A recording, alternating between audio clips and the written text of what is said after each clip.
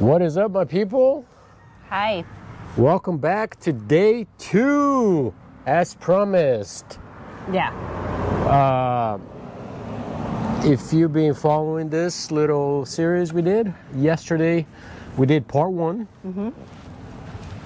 So if this is the first time you've seen this video, make sure you pause it right now and watch part 1, in which we talked about our first initial, well, actually, like how we got interested in ayahuasca.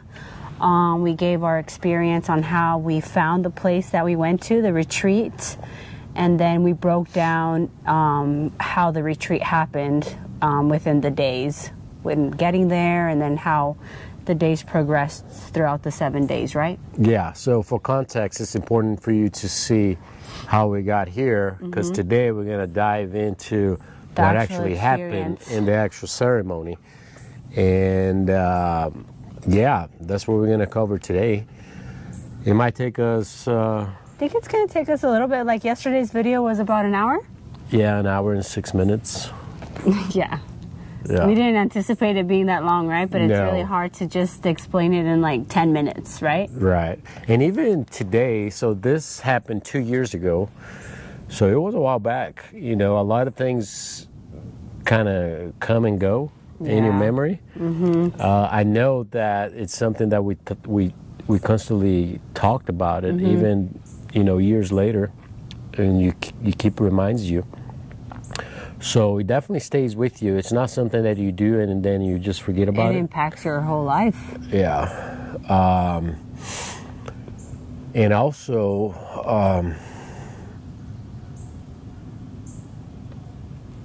I forgot what I was going to say.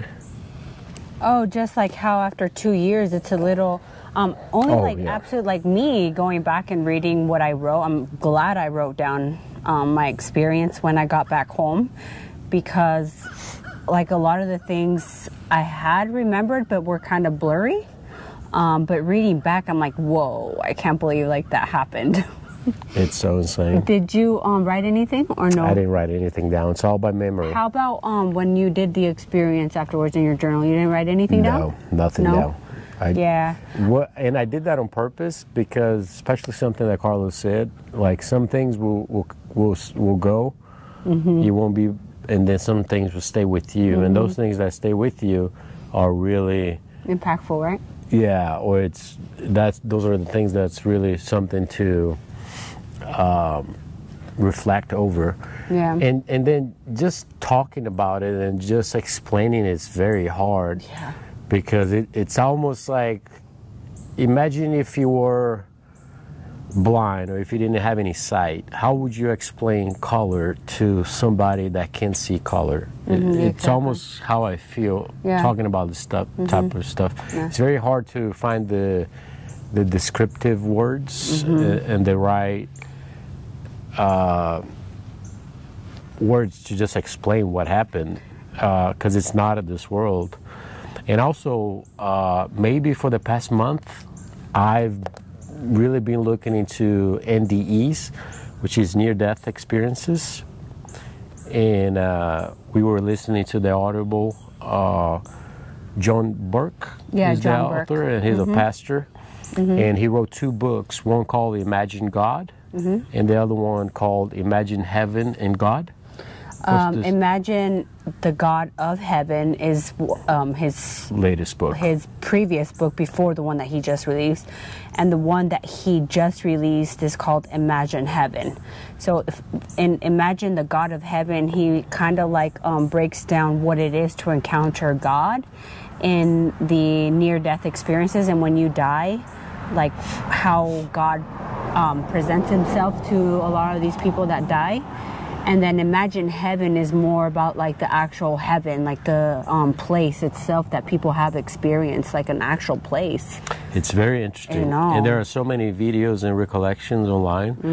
He even went on the Sean Ryan podcast. I don't know how long ago that was, but that was a fascinating interview. And he breaks it down of people of all different faiths and backgrounds, and their NDE experiences, and it's like mind-blowing, especially if you're not like a believer. If you listen to some of those stories that have been verified and they have no financial gain from it, and it's all evidence-based, what's in the book, and it's pretty amazing. And a lot of it, like how they said it, it's very hard to explain how that encounter was and what they experienced, which I feel like it's kind of similar.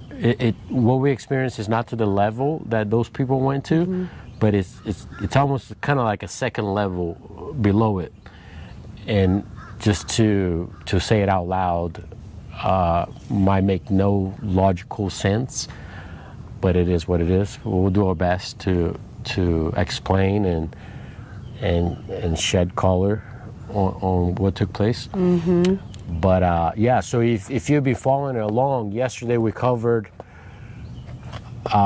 everything that happened, how we got there, where we are, all the setting, who is helping, and now we are about to go into our first ayahuasca ceremony, in which we had no idea what we were getting ourselves into. No idea. Like, even like this ayahuasca experience that I had, I mean, I haven't even shared it with a whole bunch of people.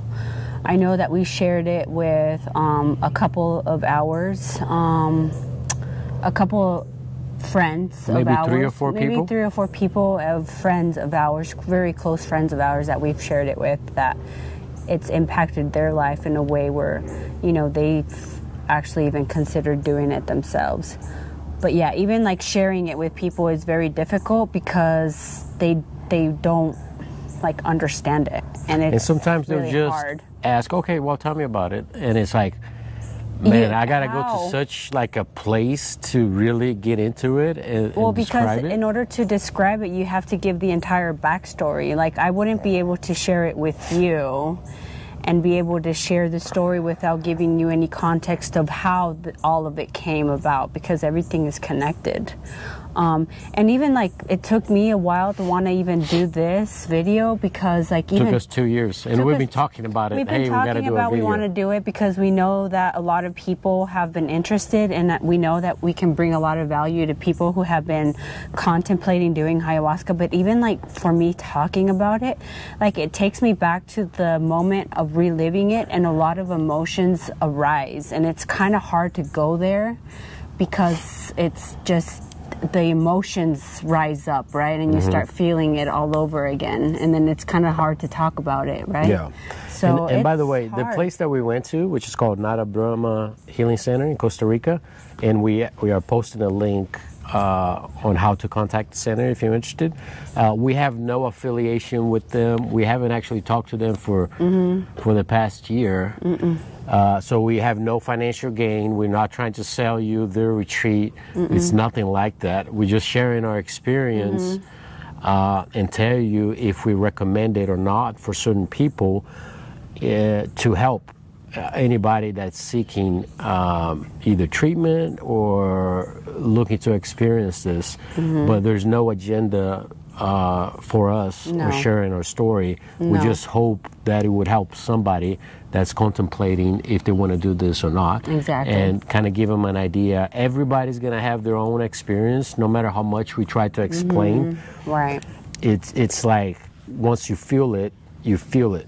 But there's no getting prepared for it, but at least you can have some sort of expectation, right? Right, exactly. But yeah, so let's get into it. So we are on day 2. We've kind of fasted during the day. We had a very light breakfast. We did yoga, meditation throughout the day. We are no caffeine. We just drink water. And then we went to bed. Right? Yeah. We don't have a clock. We don't have a watch. We have no idea what time it is. They just tell you, hey, just go to bed, go to your room, and when we are ready for you, we'll come and get you. Yeah. So it was sundown. It was already night. It was dark. and they come and knock on your door. Everybody's anticipating it, by the way, because you're everybody's like, nervous. Everybody is so nervous, and everybody's just like waiting, like, oh my God, are they coming? Are they coming? You hear, like, because you're in the forest and there's no noise except for like nature, and you hear footsteps, and they're like, oh my God, they're coming to get Your us. heart is like beating. It's like, oh my God, I know, it's and then time. they say it's they the just first time whisper. for everybody. Yeah. Nobody had done it. No. And So, to remind you, there's 4 people. There's Jay, there's there's myself, and then there's a gentleman, and then there's a young lady. yeah, so just so four the 4 of us. Yeah, and then they just come and like, we're ready for you. And it's like, oh my God, everybody starts getting ready, and it's like nerve-wracking. Yeah, they knock on the door, and it's like, we're ready for you. And we're like, okay. Who called you, Gilberto or Marcela? I think it was Marcela that came and got me with a very, very subtle voice. I know. We're ready for you. Yeah, I know. All right, so everybody walks together, and they walk down this hill, and we go to... It's like a tent. To a big tent. We actually have some beautiful pictures that we're gonna post a folder from on Dropbox, and I'll post it on the video below the Nada Brahma link. I'm gonna post the pictures, so if anybody's curious, they can go and check it out and see the pictures of the tent where we stayed. Yeah. The Temazcal hut. Yeah. All the places. And we forgot to mention somebody yesterday. Who? Rolf. Oh, we didn't mention him. Rough. Yeah. He is Carlos' dog. He's a German Shepherd. Yeah. His name is Rolf. Yeah. And he's the sweetest dog. He's always there with you during your stay, hanging out. Yeah. Very calm dog, very peaceful. Yeah. He's like a therapy dog. He's a therapy dog. He's Carlos's right hand, and Carlos uses him for ceremonies. Like, Ruff has such an ancient spirit in him that Ruff, whenever a ceremony is going on and a guest is having like a rough journey and a rough time, Ruff will come into the room and lay next to the person to like give them peace. He's almost like an ancient, like a guardian warrior, type of like thing. And he kind of guards the tent he too. guards Nobody the comes tent. in. He's always like laying in the entrance of the tent, so he plays like a very key role in like this entire retreat. In the first night, actually, I saw him in my vision, so it was very. I can't remember. We powerful. forgot to mention him yesterday. An ant was gonna bite you, but yeah. So they call us down, and we're all going in a line all the way down to the tent because it's all the way down, right? It's kind of like a little steep mountain that you gotta. It's very go dark. Down. It's very dark, and you're going down. You have to have flashlights. One of the things that they asked us to take with us was a flashlight. So everybody has their flashlight, and we're going down to the tent. They have a fire by the entrance. Yeah, they have a fire by the entrance. Before we enter, they cleanse us with burning sage and that sort of thing. Yeah. Yeah. Go ahead.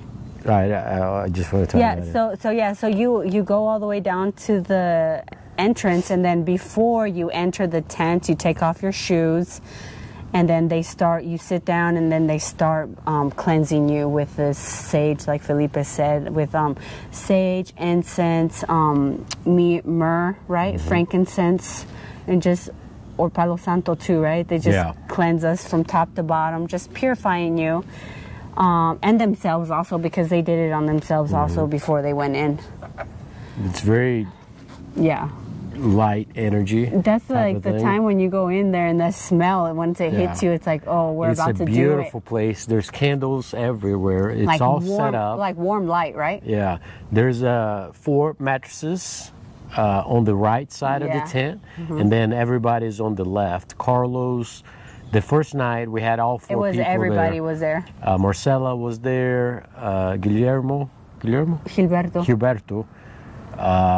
Fanny and Marcela. They were all there. They were all there. Night. So you have your little mattress and like a sleeping bag. You have a blanket, a pillow, and then there's a bucket next to it. Yeah. So we walk in, and it's going to start to rain. Uh-oh. And mind you, Jay and I are not supposed to be They laying didn't want next us to to another. lay next to each other. Yeah. We're probably going to have to pause it to go inside, huh? Yeah. All right, we're going to hit pause. You think it's going to rain? Yeah, it's raining, right? You want to keep going and see if it will go away? Let's keep going, and then if it gets bad, we'll pause it and we'll finish inside. Okay, so yeah. Yeah, they told us that we couldn't lay next to each other, so I think Felipe... Yeah. Okay. We're going to pause it and we'll see you inside. It's about to pour down. Where's your thing in here? Yeah. Right here? All right, guys, we're back. Sorry about that. It started raining, pouring down rain. We got soaked. Yeah, so we had to come inside and readjust. Yeah, we did, sorry. Gotta readjust myself here to get comfy.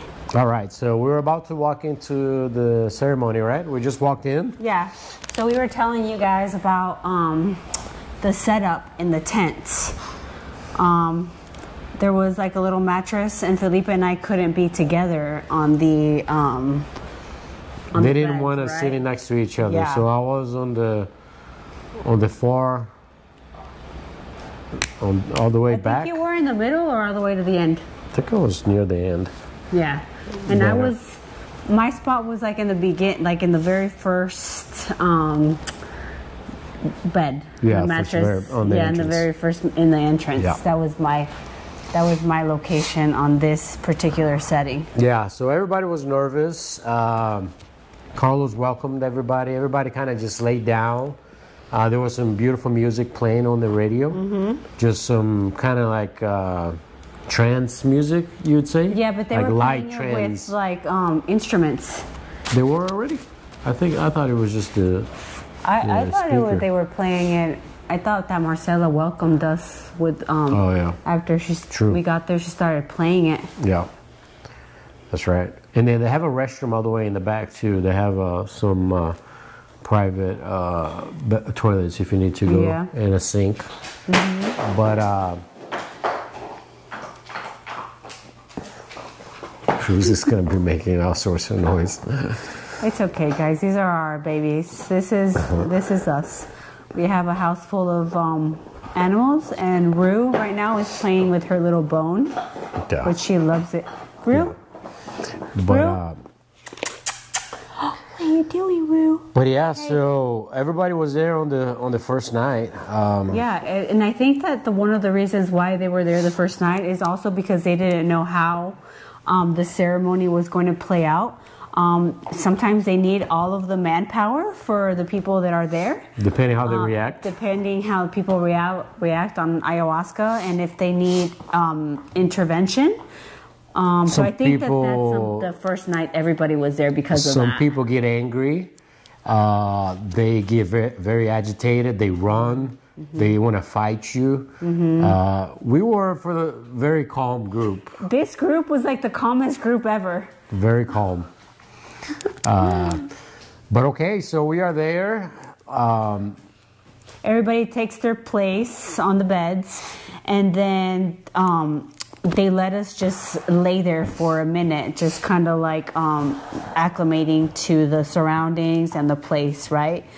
And then all of a sudden, Carlos and Marcela come to your spot, and they ask you if you want to partake in the rapé ceremony, which Felipe had explained in the previous video what rapé was, which is grinded tobacco with MDMA and pure MDMA. And what they do is that they put a little bit in a pipe and they put it in your nostrils, and with force they blow it up your nostril so that it goes up to your brain immediately.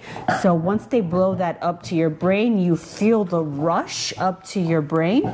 And for me, it was very difficult because I couldn't breathe afterwards. I was like, you know? Yeah, and you have to swallow. Yeah, you have to do both nostrils, and you have to time it just right. It's a little difficult to do. Guys, well, a little privacy here, please. Our cats are going all over. They know we're doing a video, so every time I'm on a Zoom call, they do the same thing. It's okay. They just want to be part of the video.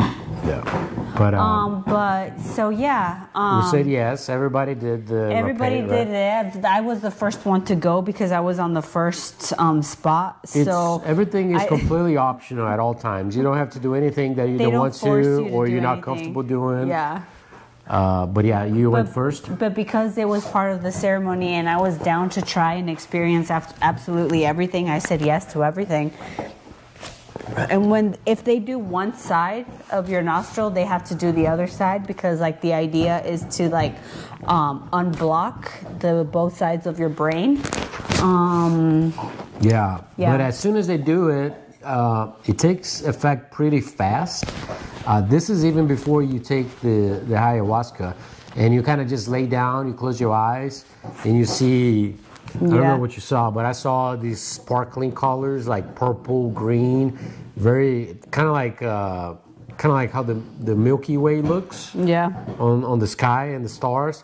That's kind of like what I saw, but it didn't last very long. It was very fast. For me, right here, I said that I choked a little bit, and then I felt my heart racing a few minutes after. I knew there was something in it. I didn't know there was MDMA in it. I only knew afterwards.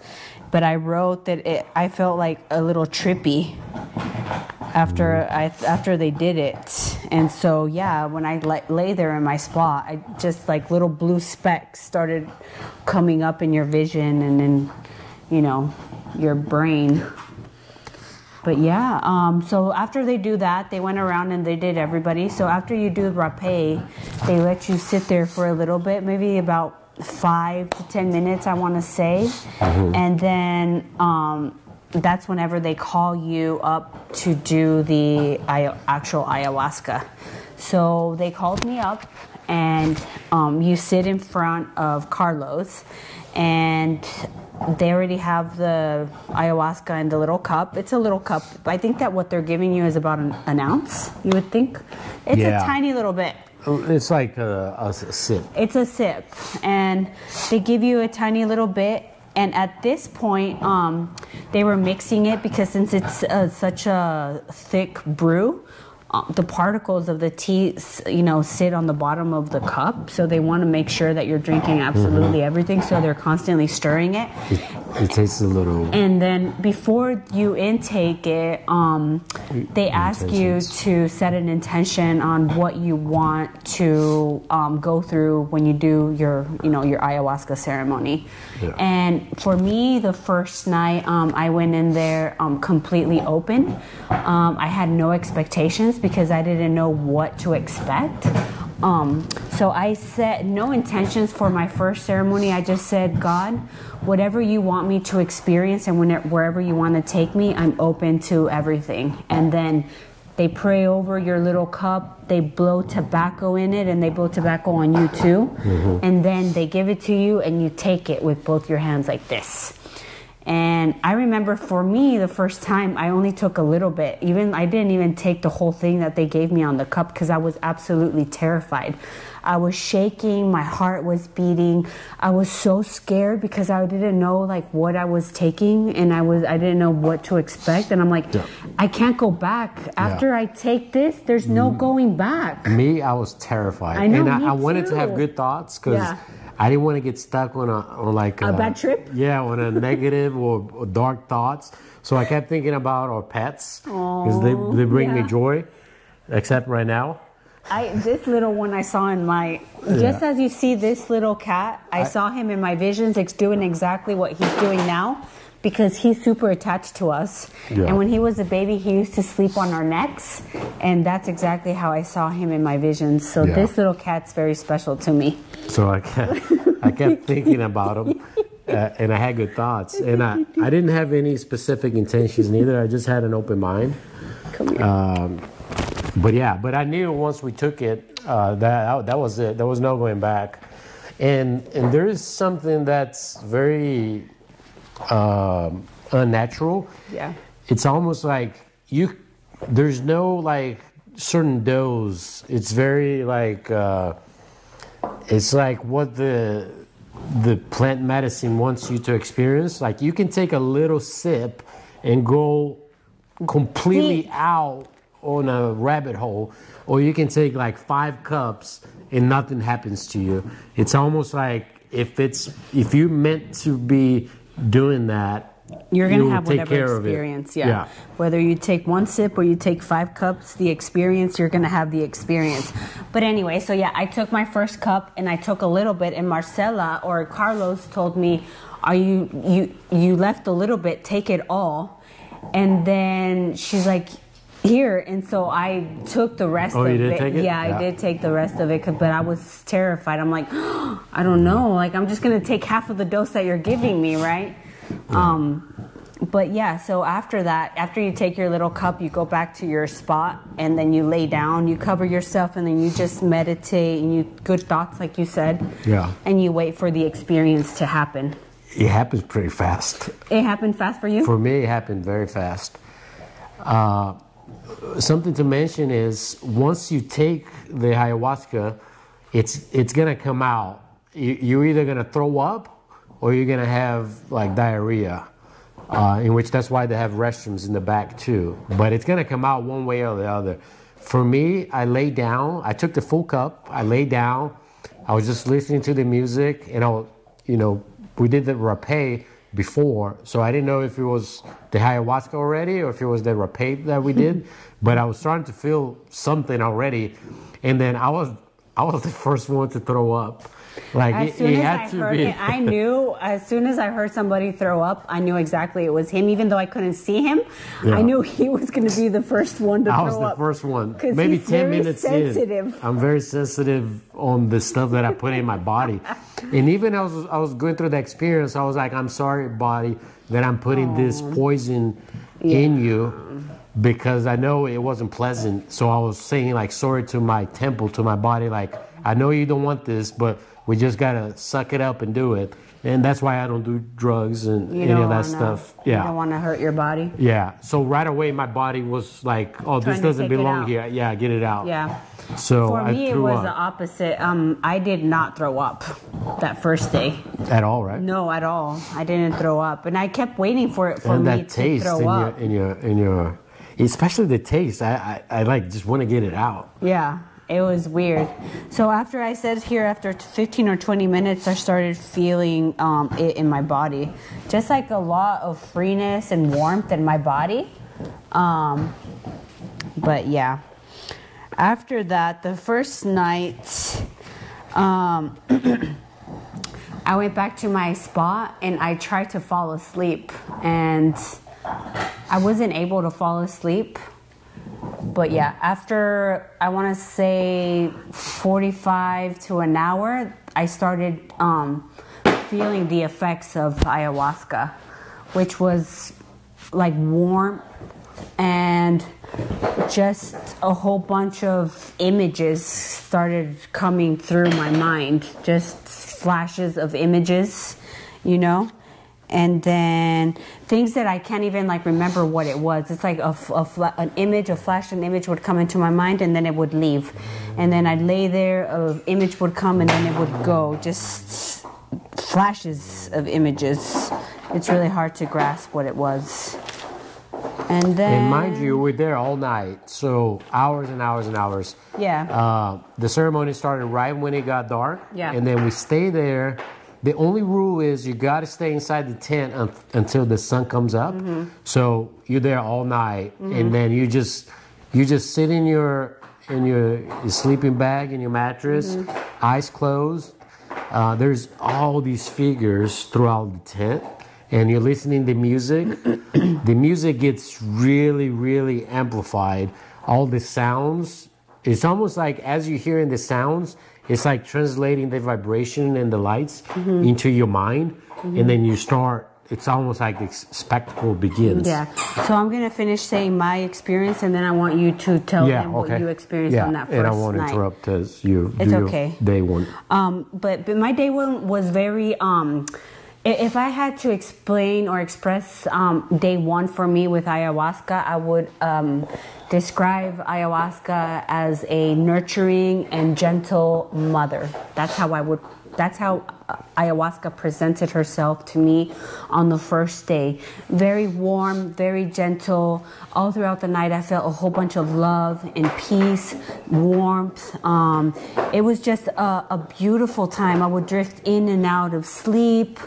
Nothing horrible. I didn't experience any like darkness or nothing like that, because that's one of the fears for a lot of people who do ayahuasca. They don't know what's going to come up from the past, like suppressed things, so they're very fearful. But for me, it was extremely peaceful that night. And then, like I said, just images in and out, like just flashes of images that I couldn't even like tell you right now like what they were, but just all night in and out. And I would drift in and out of sleep also. And then one of the things that I do remember that night is that all of a sudden, as I was laying there, I felt Axie, our little cat that you just saw previously, laying on top of me, purring with his little warm body here with me. And then it was almost like a representation that Axie's soul, this cat, because even like when we got him, he was very sick, and if we wouldn't have adopted him and brought him home, most likely he would have died. He wouldn't have made it. So I feel like he was a gift in our lives for a reason.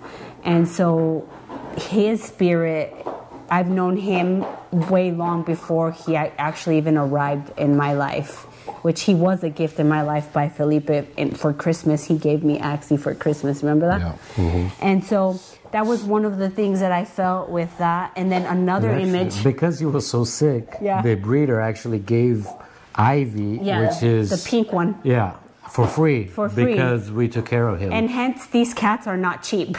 Yeah. And if you get a Sphinx cat for free, then that's like a big gift, right? Yeah. So she's like, yeah, we know that your cat's probably not going to make it long. Here's another one. Yeah. And then another image that I do remember vividly from that first night was Ruff, the German Shepherd that Felipe told you about earlier.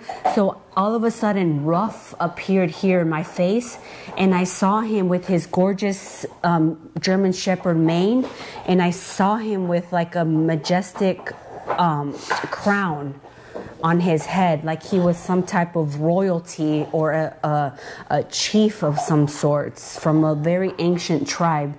And it was like almost like Ruff was there representing like the ancient spirits, just letting us know that they were there protecting us and taking care of us, and that what we were doing was nothing new. Like millions have been where we have been here in that moment. So it was almost like a representation of just ancient wisdom. That's how I saw Ruff, like this ancient warrior.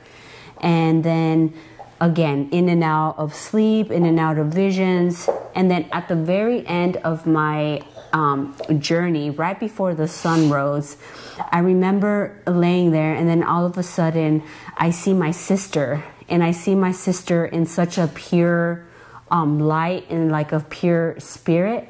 And I think that this vision that I had of my sister was like a gift to me personally, because unfortunately, because of how we were raised in the past, and like probably family ties and things from past generations, my sister and I were never able to have like a really connected relationship, even though we both have wanted that so badly with each other.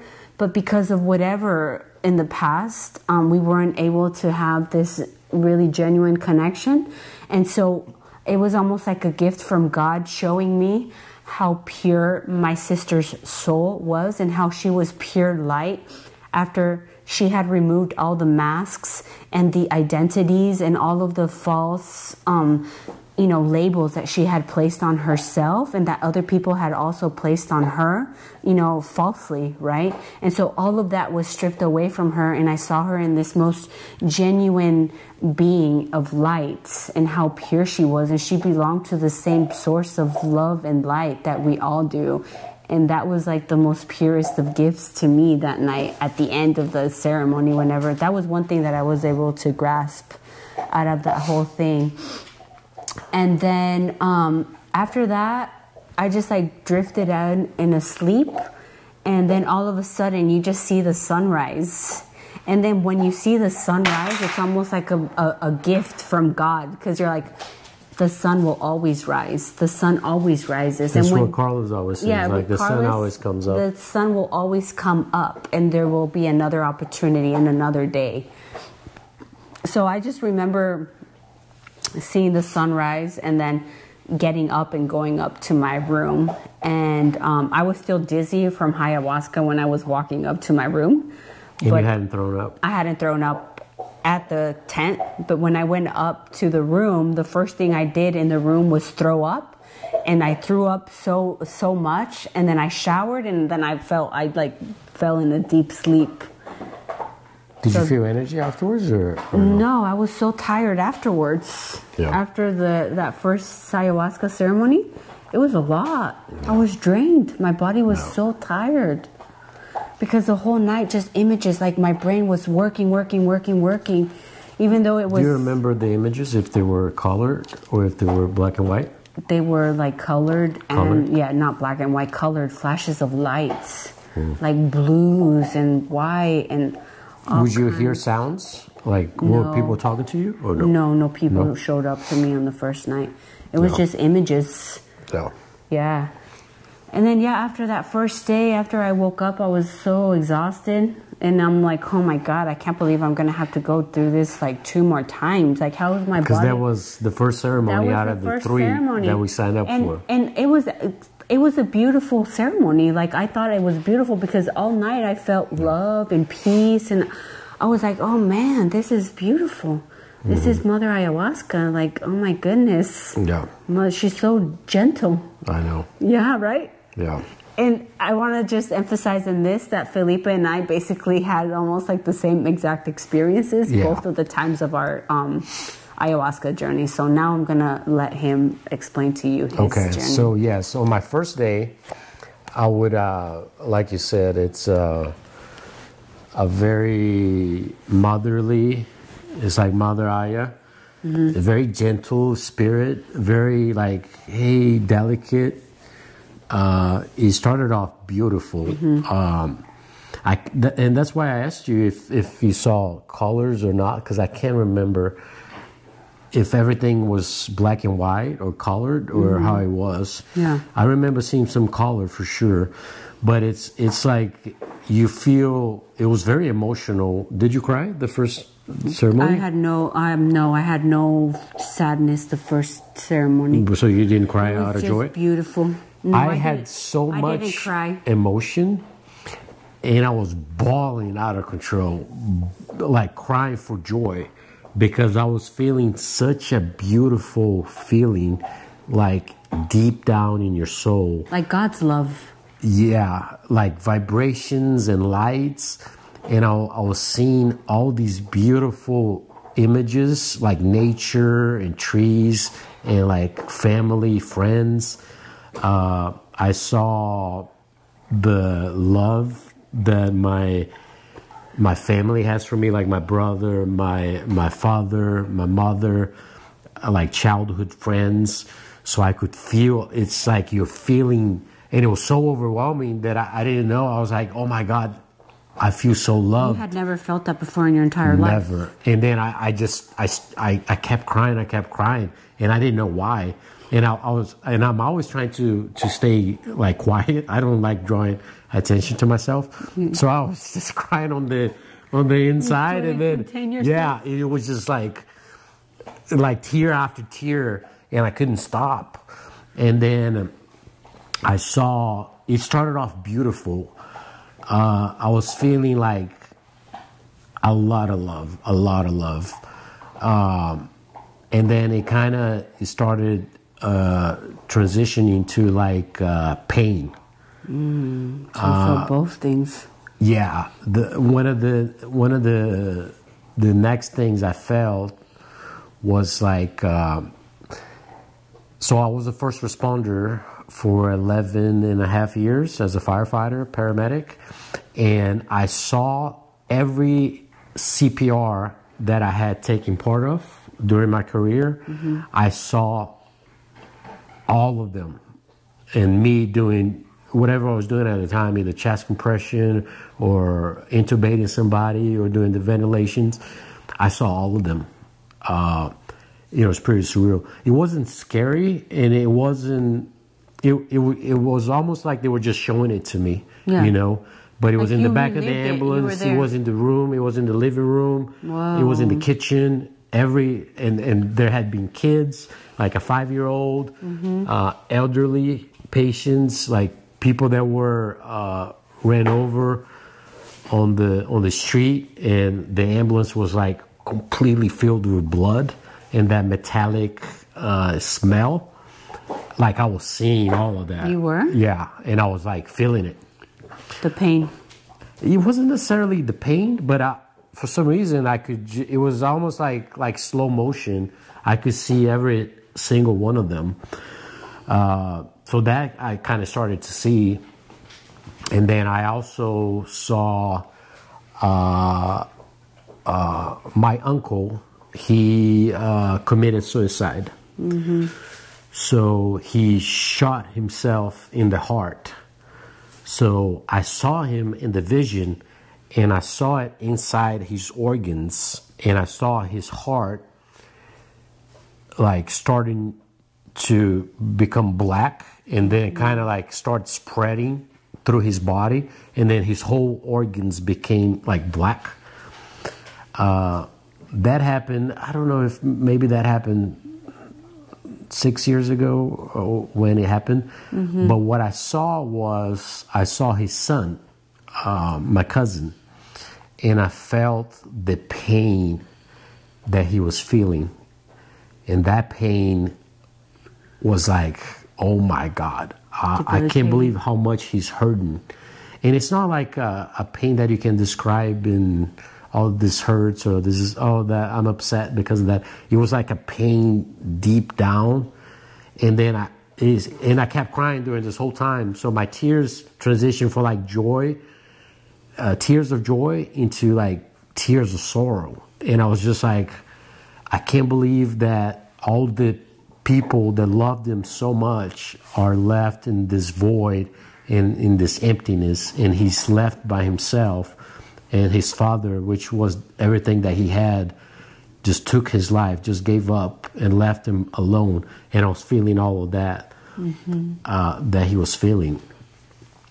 And then from that, I saw Christ being crucified. And I have no idea why I saw that. I don't know if it's because it was Easter Sunday.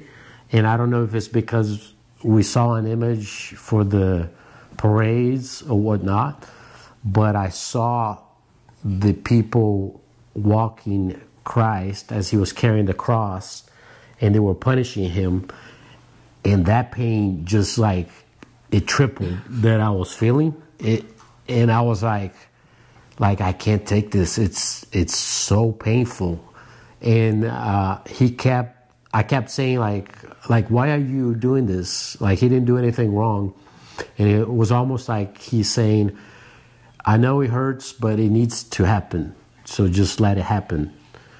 That was very like impactful. Yeah, like why did I see that? And like I said yesterday, I don't consider myself very religious or spiritual or anything like that.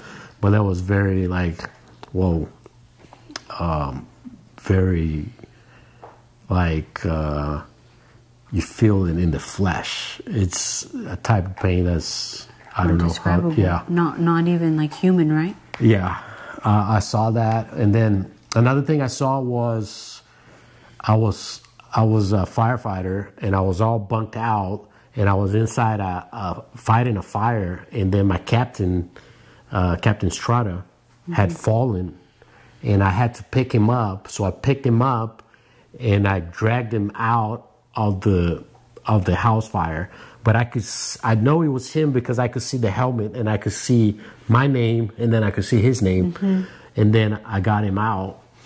And another thing I saw was one of my aunts being very lonely. I just felt like she was so sad, and like she didn't have anybody, and I saw that on my vision as well. And then one of the other things that messed with me was I kept looking for you and I couldn't find you. So I was like, where is she? Like, I don't know if you had died or if I just couldn't find you, but you weren't there. So it was almost like I was going through the process of mourning you because you were no longer there. So I was like, and I was crying during this whole time. I probably cried for like 5 hours. I don't know how long, but yeah. So and it goes in and out. The first night I had control over everything. Like if it became too overwhelming, I would open my eyes and everything would come back to normal. It would be centered. So I was in control. It's almost like if it became too much, I would open my eyes, kind of recenter myself, and then close my eyes again. And it actually, in the middle of the night, Carlos came over. Oh yeah, I forgot that. To my mattress, and he had a cup. He knew he had a cup, and he gave me another cup. So he had 2 cups. I had 2 cups, and I didn't even question it. I didn't even think about it. I took it right away, and I guess I vomited again. Yeah, and I had forgotten about that. Did you take 1 cup? Only 1 cup. He didn't offer me another one. So it's almost like he's there every step. That he knows who needs more and who doesn't. It's incredible. Did the second cup do anything else for you, or did it not enhance anything else? I kept on going. Yeah. But it was such a beautiful experience. Like my guard went completely down with ayahuasca. I was like, oh man, this is mind blowing. This is amazing.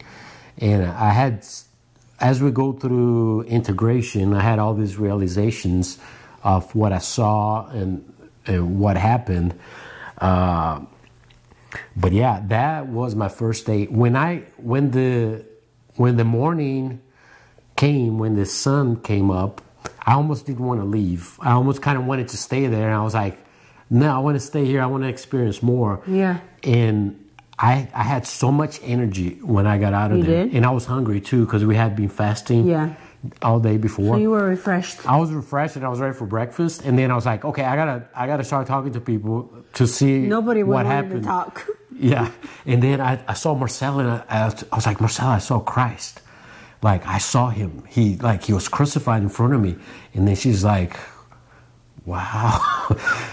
And then I was like, I was trying to not be a chatty box, but I was like, somebody just listening to me because I gotta talk to some people.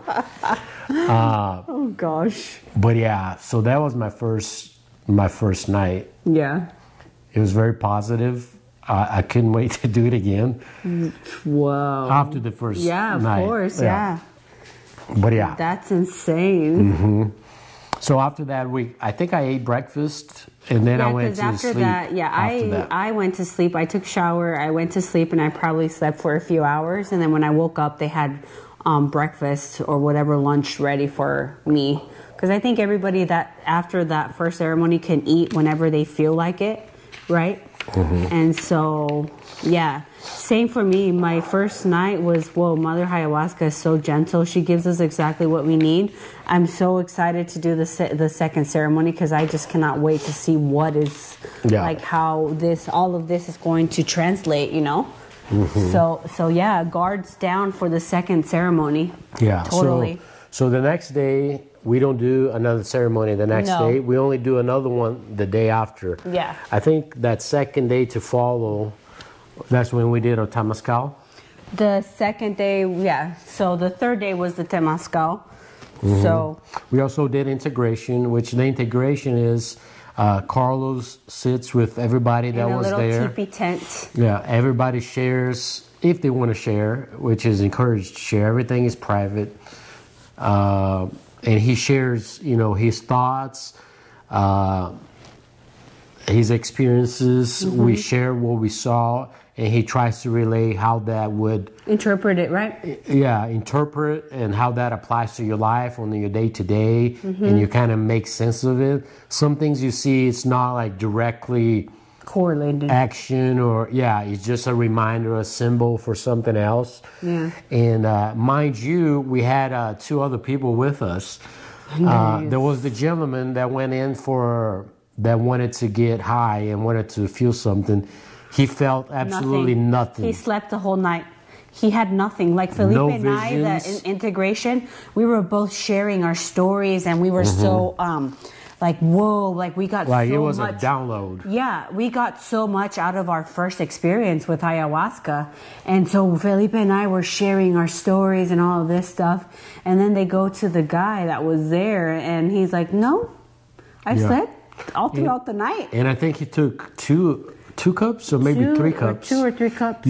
As you're going through the ceremony, you can ask for more if you want. And I think he wasn't feeling anything, so he kept asking for it, and nothing happened. Nothing. Even after all those cups, he had no realization about nothing. Yeah. And then the girl that was with us there also, she says that she just slept all throughout the night. Like, she really didn't feel anything. She just felt peace. And when they told me that, I was like, what? You didn't feel anything after all?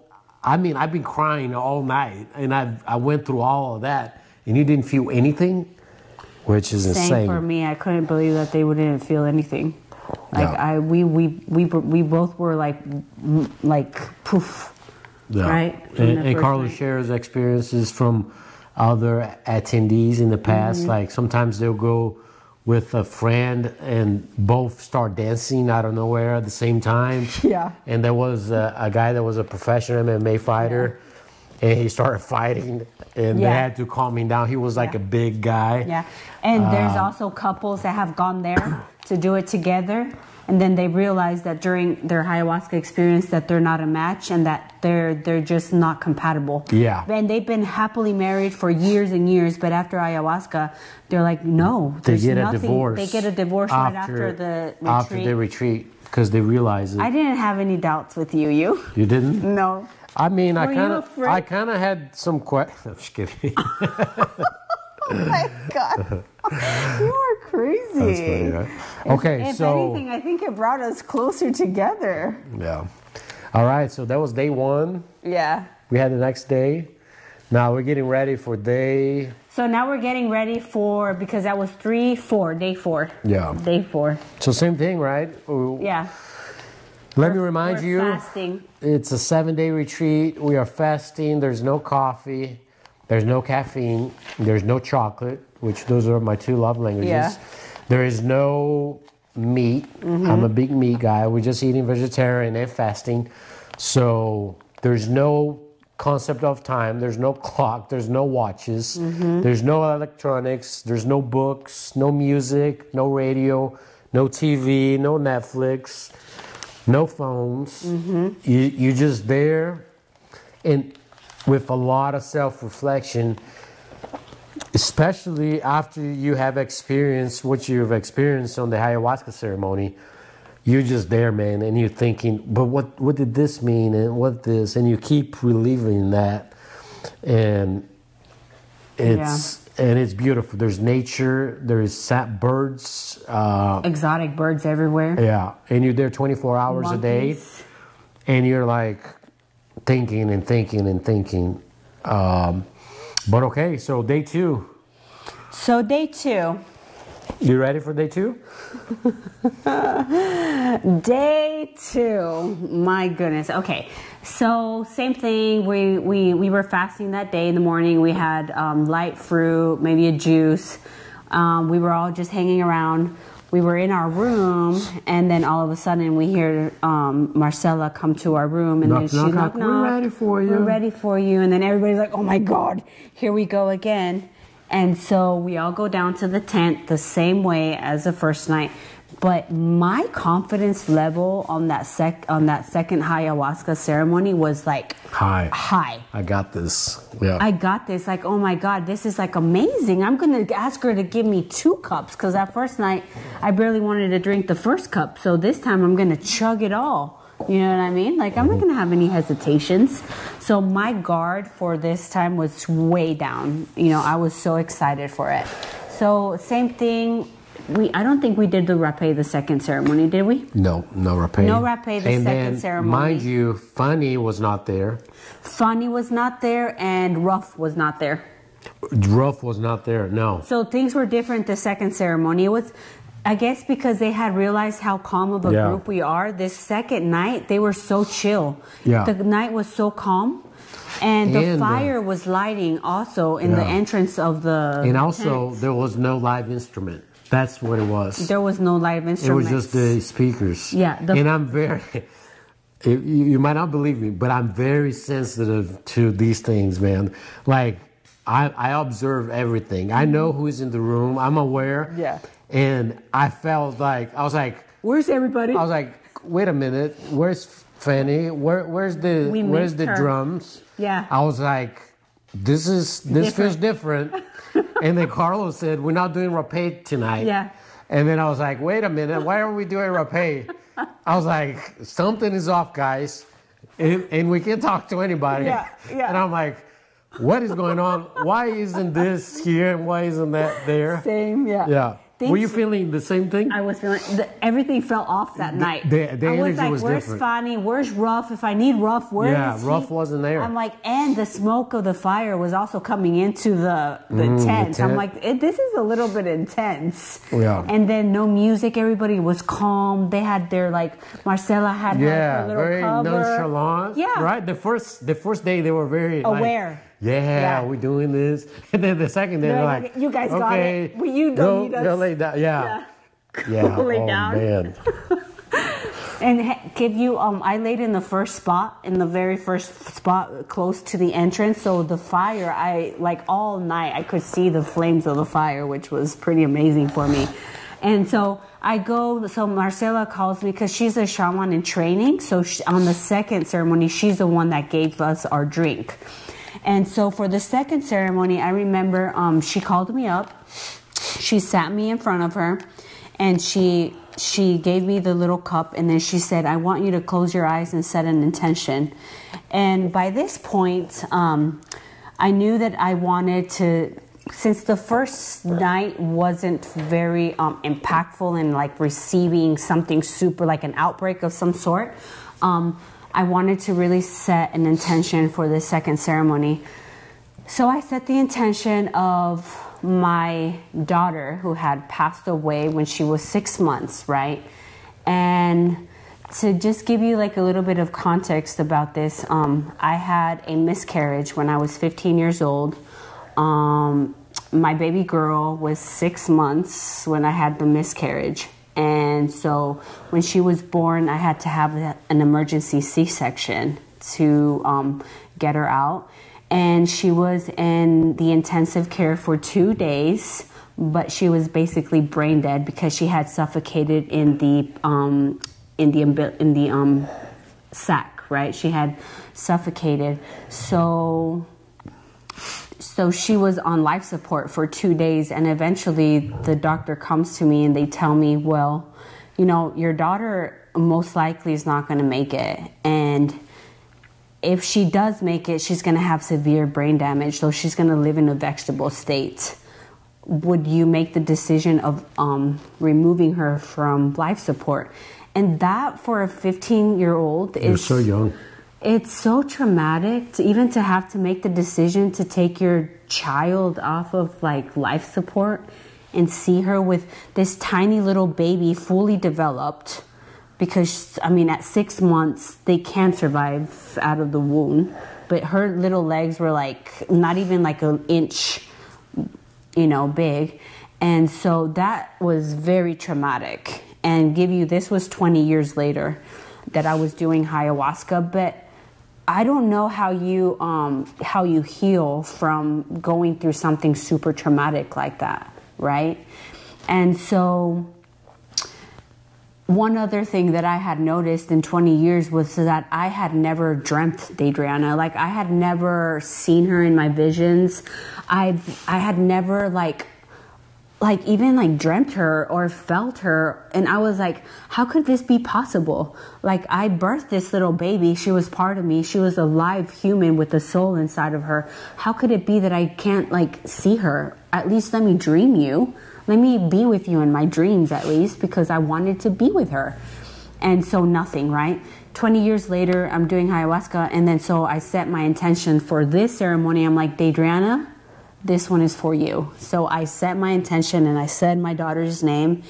And then Marcella blew the tobacco in the drink and I took the entire drink. I even made sure that every single drop was out of there, because I was so confident. Yeah.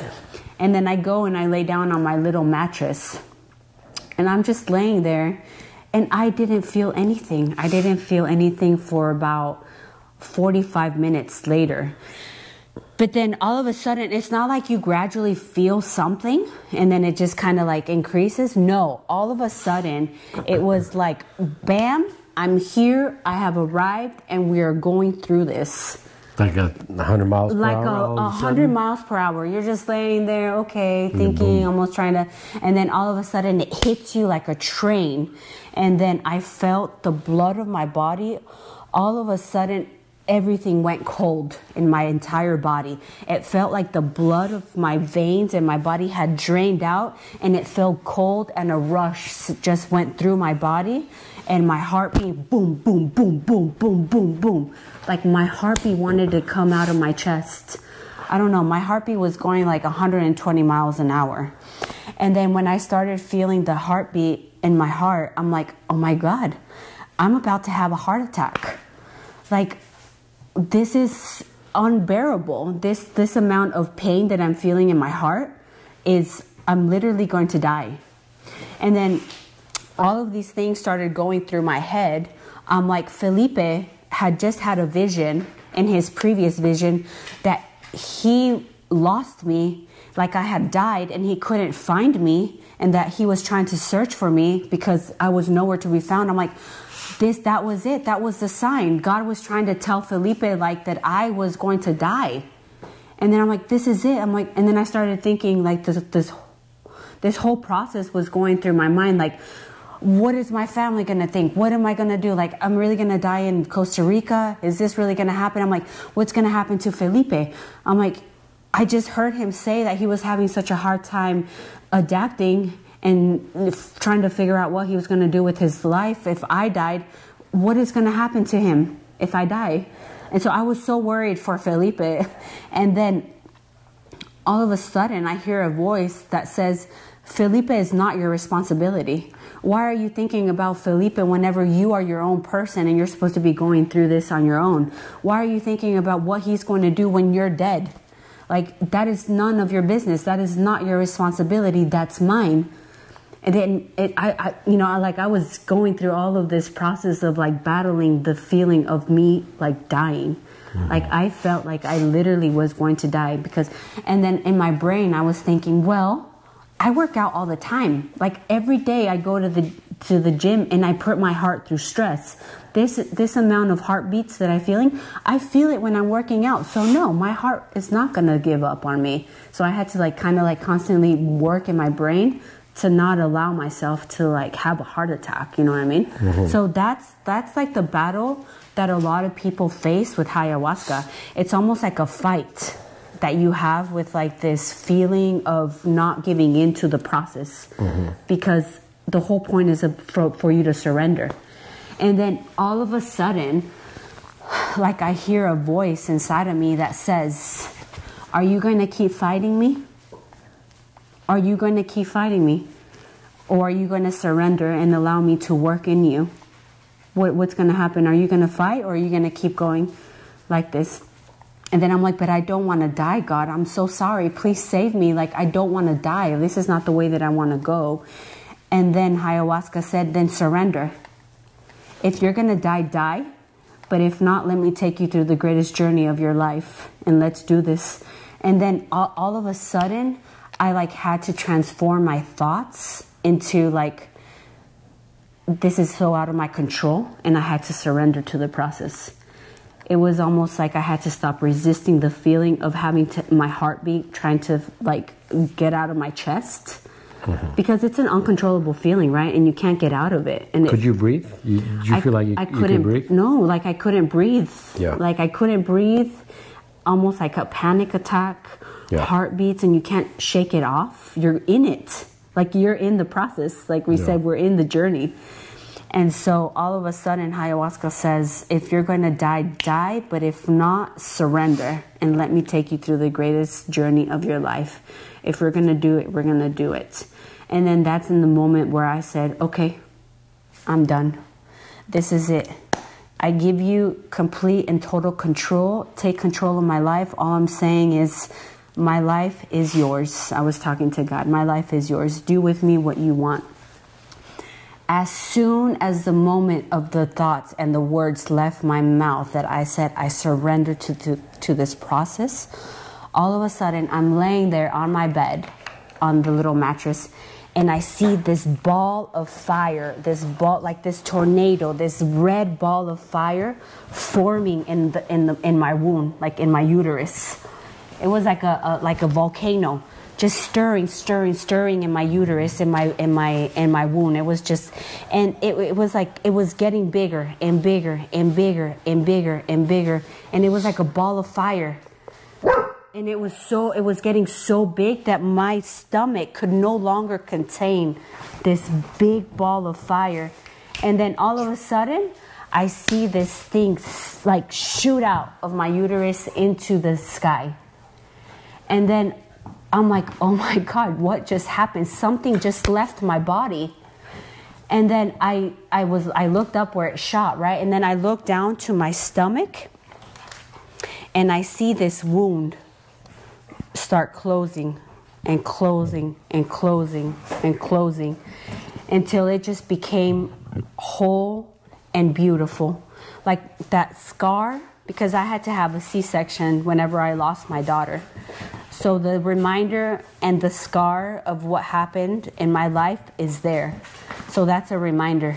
But when I looked down to my wound and in my stomach, I no longer had that brokenness and in that scar. I looked down and it was whole. It was beautiful. It was pure. It was almost as if I had been healed from something that had happened in my body. And then all of a sudden, I hear a voice, which was Adriana, and she says, "Mommy, we are now free. We can now be free." And then all of a sudden, I just start bawling my eyes out. I start crying and crying and crying and crying. And then in my mind, I just told her, I'm like, "Adriana, I am so sorry. Like, I am so sorry. I am so sorry that I have been carrying you, and that I have been carrying this pain, and that I haven't been able to let go of you and the pain that this process caused me," right? And then Adriana said, "Don't be sorry. Like, you didn't know better. It's not your fault. But now you know, and now we can both be free." And then I remember as I said, "We are both free. Like, I set you free." And then as soon as I said, "I set you free," I saw Adriana leave. This spirit, this ball of light just left, and she was joining a whole bunch of other little lights that were like waiting for her. It was like a red ball, right? No, her light was like a blue light. Yeah, the red was when I felt in my stomach, like this ball of fire. But I remember looking up and I saw her joining this wall of like other little specks of lights that were waiting for her in the sky. And then as soon as she left, I remember that I just like started bawling my eyes out. Take us. I started like crying and bawling my eyes out because I knew that at that moment, like I was never in my entire life going to feel her or like carry her. Like, she had left me. So like I was mourning her loss all over again. You know what I mean? because I could no She longer left? feel her because she had left me. No. So like I was all over again crying and just like it was like a cry of like joy and sadness at the same time because she was gone. She had joined God in heaven. She had left me. And so that process was like super sad, but also like super liberating. Like I felt like this weight had just left my body and closure. I was like closure, 100%. That you never had. No, I never had. And so all of this time, I can only imagine like keeping her memory alive for, you know, not knowing how to release her, you know, like the energy of her and of her death and not seeing it so much as a tragedy, right? But like what a wonderful gift that I was given to actually like have a daughter and but to be a mom, you know, even though my journey as a mom doesn't look like other people's journeys of like raising a daughter, see them off to college, seeing them married. My journey was very short, but like in that moment I became a mother. So how beautiful, right? So the narrative changed, like the story changed for me in that moment. So that was like one process, like one thing that I had really felt. So after that, it was just like pure peace, but also like at the same time, still trying to like integrate the fact that I was going through like a really hard time with my body. Like my body was just reacting in a very strong way to ayahuasca, you know? Like my heart was beating out of my chest. You went to the bathroom, right? On the second yeah. night? So the second night also like I had diarrhea because it's going to come out one way or another. So it's either going to come out with vomit or it's either going to come out the other end. Yeah. So I felt my stomach churning and like you're in the middle of your trip. So I was like trying to hold on to everything because my world was going like this. So I tried to get up to go to the bathroom and they like tried to help me to the bathroom because I was like uncalibrated. And so I went to the bathroom and then I went back to lay down. And then, let me see, another thing that I saw. So another, I remember like in another... Cash, come. Get over here. Come. Get over here. Yeah, time out. So I remember like another part of the process and the journey that I felt was... I remember seeing myself in my mother's womb.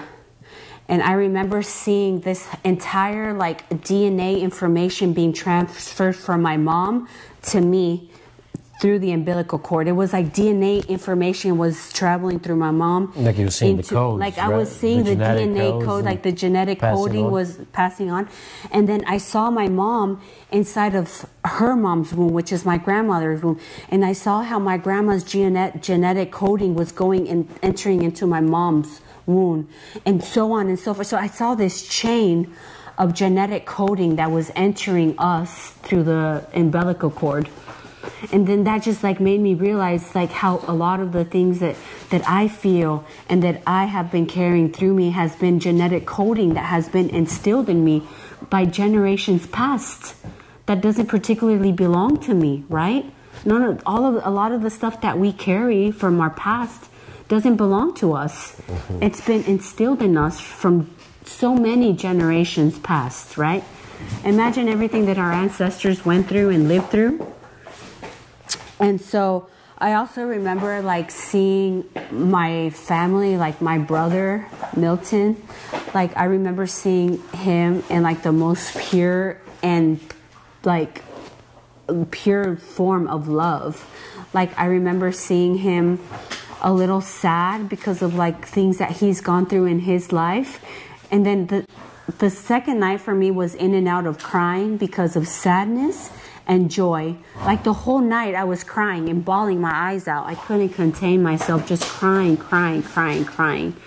And because I felt so much sadness for everything that had happened in my family's life and like, you know, like my dad, everything that's happening with my dad. So everything came to me, right?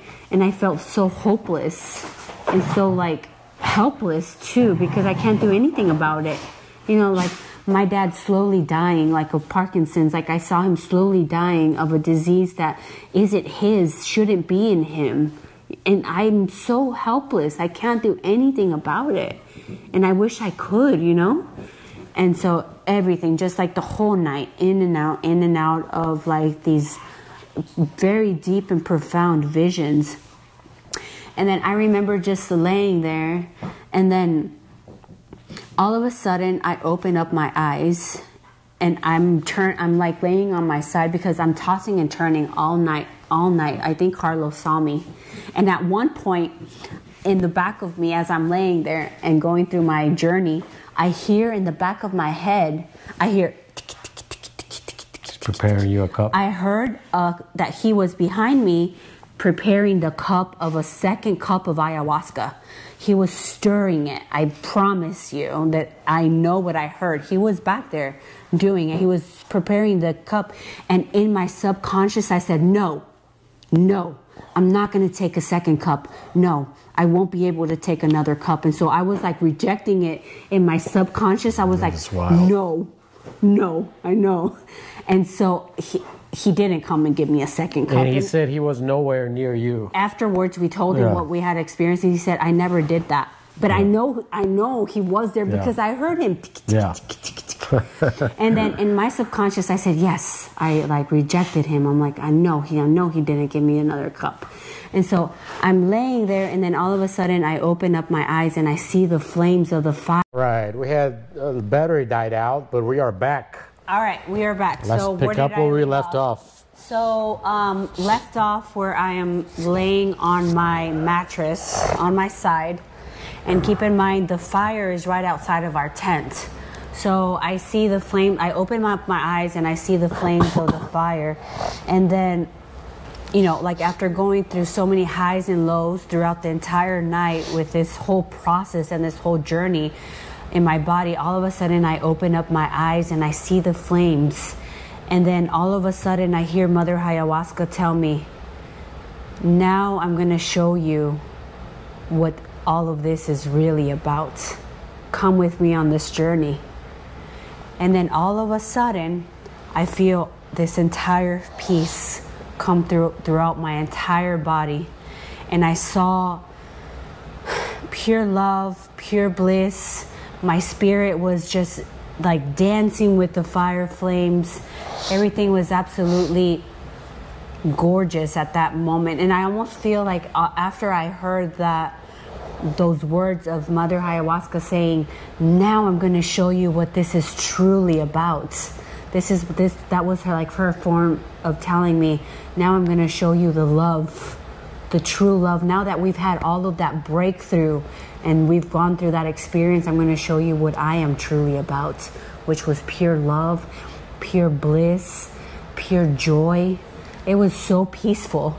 And I just remember in one of the images that I had, I remember seeing a tribe of ancient spirits walking through the deserts. And in the background, there were pyramids. And then I remember them coming to a spot, and there was a fire in the center of them. And they were sitting all around the fire. And I remember one of the people from the tribe in this ceremony took ayahuasca, and I integrated with the spirit of this person who had taken the ayahuasca. And I remember seeing, like, going through the journey of this ancient ritual that these people had been part of in like the desert somewhere in God knows what time period this was. And then so we're just there, our spirits are going everywhere. Just a beautiful process that it was. It's really hard to explain exactly like how it felt. And then I remember within this vision seeing a pack of wolves joining the tribe, integrating with the tribes.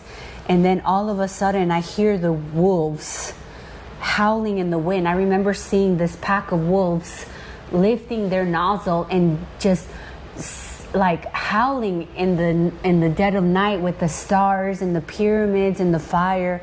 And they were saying like, ooh, like, and then I remember me in the process, I did it. I lifted up my mouth and I became the wolf throughout this entire process. So I was the tribe, I was the wolf, I was ayahuasca, I was that moment. And then I was like literally part of the tribe of the wolf. Like I was howling in the wind, and I remember just doing it in person with everybody there. It was like super surreal for me. Did you recognize who the other wolves were? Or the other people? I didn't know who the rest of my pack was. But then I remember laying there in my journey, and then all of a sudden I see how the spirit of everybody in their own journey was having their own process, just like I was. Like on top of them, I could see their aura and their whatever journey they were going through with the light, they were doing it, you know, like. And then all of a sudden, we were all having our little journey. The light and the aura was happening above us. And then the higher I looked, it all integrated into one, and it was all just there. You know what I mean? And then in another vision that I had, I saw Felipe and I's spirit leave our bodies like children, like little children, and pure, innocent souls. And they shot up of our bodies because this whole time we couldn't be together, so they shot out of our bodies, and in the wind and on top of us, they were like doing this beautiful dance, like playing with each other like children, you know what I mean, like just doing things like this. And then all of a sudden we're like, okay, that's enough playing, and then we shot back into our bodies. It was almost like such a surreal experience, you know. And then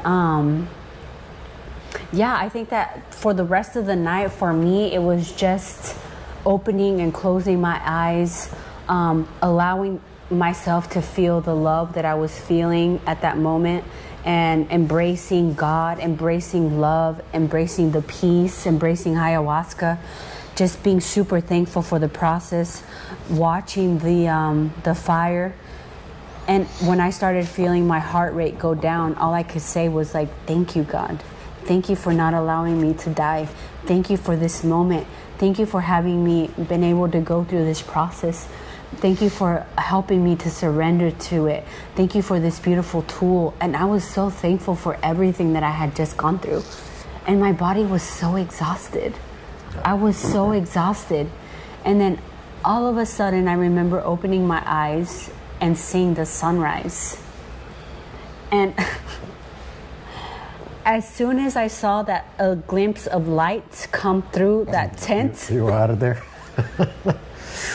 I left that tent so fast. Yeah.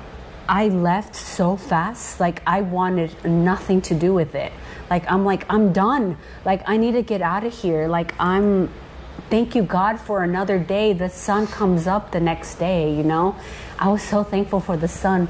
And then I remember that as I opened my eyes and I saw like the light come through the tent, I don't know what kind of shadow it was that was reflecting and allowing me to see this, but I saw a cross form on the back of the tent where I was. And it was just a reminder for me that Jesus had been taking care of me that entire night. Like he wasn't going to allow me, nothing was going to allow him like me to happen, right? He wasn't going to allow anything to happen to me. Like he was there protecting me, covering me, watching me through that entire process. And I was so thankful to have seen that cross form right behind, because like everybody had an image inside the tent of figures of whatever, like Ganesh, like a little Buddha figure, right? Mm-hmm. Behind right? Hindu symbols. Behind every symbol and behind my symbol, I was no longer able to see that symbol, but I saw the cross of Christ appear behind the symbol that was right in front of me. And I'm like, Jesus, it's been you the entire time. It's never been me. And so I'm like, I'm out. Peace. I grabbed my stuff and I left as soon as I could. Was I still there? No, I think you were the first one to leave. Yeah. I think you were the first one. You were the first one out. I think it was still dark. You're like, You are the first that. Okay, so this is like my grand finale. So I'm walking up the stairs because, as you remember, we had to go down to the tent. So it's a pretty like extensive hike up to our dorms, and I'm walking up the dorm, and on one of the steps, I see a feather. And this feather appeared out of nowhere, like it wasn't there on my way down, but I saw it on the way up. And a feather represents new beginnings. And so I know that this feather was a representation of my new beginning after that ceremony. So I kept this feather. And then also, as soon as I get to my room, I'm walking up, and then all of a sudden I feel this warmth and this gush of warmth in my private area. And I'm like, oh my gosh, what is that feeling? Like it felt like blonk, and it was like warm liquid. I'm like, oh my gosh, don't tell me. And so I went up to the dorm and to my room, and I go to the bathroom, and I'm like hemorrhaging. Like so much blood is coming out of me with clots and all kinds of things, and hence I was nowhere near to getting my period because I'm super on schedule with my period, super timely. Like every 28 days I'm there, super on the clock, and I was nowhere near to having my period, and this never happens, but I'm bleeding. And then I'm like, oh my gosh, like not just my body, not just my heart and my soul went through a breakthrough, but my actual body went through a physical breakthrough, like a release of everything. Your body went through it. My body, physically. My physical body went through, and I let go of everything. Like I almost felt like I was bleeding out the death. Yeah, I mean that's not a representation. If that's not a representation of what this is, then, and because this had to do with a birth and a death in the womb, like how is everything so correlated that I would bleed that way? You know, like everything is so interconnected. And yeah, I mean, I was mind blown. I took a shower, and I'm like, oh my God, I need to rest because this has been so intense. And then after that shower, I just went straight to sleep. And I was so exhausted when I woke up. Like, oh my God, I'm like, what just happened? Yeah. My body went through so much that day. Like, it was so hard. You're probably exhausted too, huh? It was so hard for me. All night. All night. You had no rest. You have no rest while you're going through this process. Yeah, so those two signs that for me, it was like, oh my gosh, this is insane. And I felt so free afterwards, like physically. Like, I'm like, I have never felt like this release of like not having the oppression of like having the death of my daughter weigh on me. It was like almost like I didn't feel Deidreana anymore. She was gone. Like, in a way, I was like so thankful that in a way she had been released to like wherever she belonged. She wasn't stuck. She wasn't stuck. No. Yeah, it was like super impactful for me. Like it was all worth it just for that, to go through that. That's pretty powerful. Intense. That's pretty incredible. Okay. All right, day 2. Are you ready? I'm not ready. All right, guys. It's a lot. My second ceremony was completely different than my first day. To start at the beginning, how I said something was off. You know, the people that were supposed to be there weren't all there, so different from the first night. We didn't do rapé. The music wasn't live music, and I was like, it feels different. This feels different. But then Marcela calls me over. I have my full cup. I do my intention. You know, I'm thinking good thoughts. I'm thinking on my animals again. I drink same as the first night. The same as the first night. I drink my cup. I go lay down. There was no rapé this time, so there was no transition. Like, you ease into it. So it was very like, okay, head on. It's happening. Yeah. So I remember I closed my eyes, I threw up right away, fast again, trying to get the poison out of my body. And I started closing my eyes and trying getting into it. And like it wasn't happening. Like I was just closing my eyes, and then all of a sudden it started. But it was very rough. It didn't feel gentle. Like my guards were down from the first night that I did it, and this thing was like, it was rough, man. I felt like what is this? What's happening? And then I kept asking, where's Mother Aya?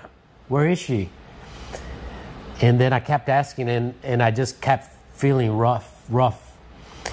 And then this voice came up, and he told me exactly this. Like he looked at me, and it said, not today, motherfucker. She's off. She's not here.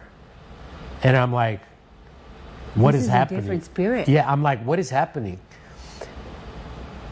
And then I would open my eyes, and mind you, the first night I was in complete control. Yeah. Like if I would open my eyes, everything would center back. Yeah. The second ceremony, I would open my eyes and nothing would change. Like I could not control. I would open my eyes, and I kept opening my eyes, but I was still seeing figures, and that presence, it would not go away. I had no control whatsoever. And mind you, at this point, I knew that I had heard him. I did not cry at all the second night. I think all my tears were gone from the first night. My second night, I was struggling. I remember praying for you because I heard you struggling. Yeah. I heard you sitting up and laying back down, sitting up and laying back down. I kept grunting, right? You kept grunting. He was trying to fight it. And I think everybody knew. I prayed for you, and I said, Lord, please help him have an easy journey. Yeah. Because I felt that you were struggling. I knew right away that you were struggling. I did not surrender at all. I kept fighting. You fought it? And guys, what I'm telling you, it's like I was dying, physically dying. What did you feel? Something was caving into my chest, like this heavy, like somebody pressing in my chest. That's why I kept getting up. No, that's why I kept getting up and trying tripod and breathing, and I couldn't. And I couldn't breathe, and I was like, somebody help me. Like, did you at like one I'm point dying. Think that you needed help? Yeah. You tried to. I was trying so hard to fight it. That's why I kept sitting up. I got up. I went to the bathroom, and then I came back. I laid down again, and the same feeling. I was like, it's not going away. It's a horrible feeling because you're in it and you can't fight it out. It's not like you can do something and then you're normal. It's like when you're in it, you cannot get out of it. It was such a horrible feeling. And I had cash on my lap. No, he didn't physically have cash. He had a vision of cash. Yeah, like he was laying with me and he was trying to calm me down. He was trying to comfort you? And I was trying to think happy thoughts. So I was like, it's okay, Cash. So I had him here, patting him here. And then at the same time, I was like, oh, man, I'm dying. I'm going to die. Your heart I felt like I was dying. The same thing happened to me. I was having such a hard time. And then I had this figure in front of me. I have a picture of him. You do? Yeah. And I knew that he was like some type of God, like with the little G, like a God, not God, but some type of God. And he was looking at me, and he was like taunting me, like he was humiliating me, making jokes. I was like in a circus, and I saw those little monkeys it's those toys that, and there was like a row full of them just looking at me and just taunting me, like poking at me. Like making fun of you. Yeah. And I was like, oh, man. And I remember him telling me, like, oh, you think you're tough? You think you're a tough guy? I'm going to show you what tough is. Whoa. And then I was like, no, I'm not tough. I'm tough. I surrender. Like, no, I give up. I don't want to fight. And then he's like, no, you think you're tough. Let me show you. I'm going to teach you a lesson. And in 5 minutes, I was like, oh, no, enough. I don't want any more. You win. I'm not tough. So I kept telling him that. And he's like, no, you're going to find out. I was like, okay. And completely different from the love that I felt. Mother Ayahuasca was not there. I don't know who he was. So if she was being very rough that day. But yeah, so I saw that, and then I saw me as a psychotic patient. I remember that. We ran EMS. You know, I was a paramedic. I was a first responder, and I was the patient this time. And there were people responding to me because I was dying, like I couldn't breathe. Physically, yeah. Like I felt like I was dying. So eventually, people came to help me, like the paramedics, and I kept telling them, "I'm ANO times 4, guys. Like I'm alert and oriented times 4, which is something we ask when we do medical assessments to." Evaluate your mental status if you know time, place, who, where, that type of thing. And I kept telling them, I'm ANO times 4, which that's what we write on our reports when we pass it down. And I kept telling them, and they kept ignoring me. Like they weren't treating me like a human. Yeah. And I was like trying to get somebody's attention, like I'm dying, like I can't breathe. And they were just completely ignoring me. Wow. And I've done that as a lead paramedic, running a call on a psychotic patient. And the roles reversed. The roles were reversed. There was no compassion, no listening or trying to understand or reason with me. Wow. They just thought I was completely crazy. And I've been on the other side of responding to that patient. Yeah. So we reversed roles. And I'm like, no, you don't understand. But nobody would listen. Eventually, they took me to the hospital, and I needed some sort of operation, and I was sitting like naked, cold, on the operating table, and the nurses. I was trying to talk with the nurses and the doctors, and nobody would acknowledge me or paying attention, and it was like a horrible feeling. I was like, why aren't they helping me? Why aren't they talking to me? What a crazy thing. Yeah. That happened. Yeah. Also, that's sad, huh? Yeah. Also, when that God was taunting me, He would start to show me like and I haven't told you this, like a sexy woman type of thing, like a prostitute or something. Yeah. For me to look at it, and I didn't want to look at it. I would be like, no, I don't want to look at it, and then He would start showing the sexy women. And I'm like, no, I don't want anything to do with that.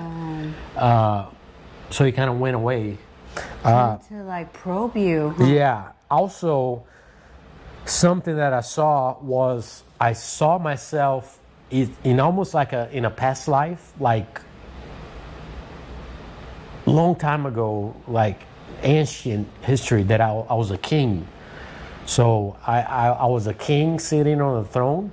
And I had like all these servants and all these people that were like presenting me like offerings and gifts and trying to get my approval. And I would be like, no, like passing them along. Yeah, and they were showing stuff. Yeah, it was very strange. And within that thought was when I saw Shabaro. Because I was a king and our kingdom was about to be attacked.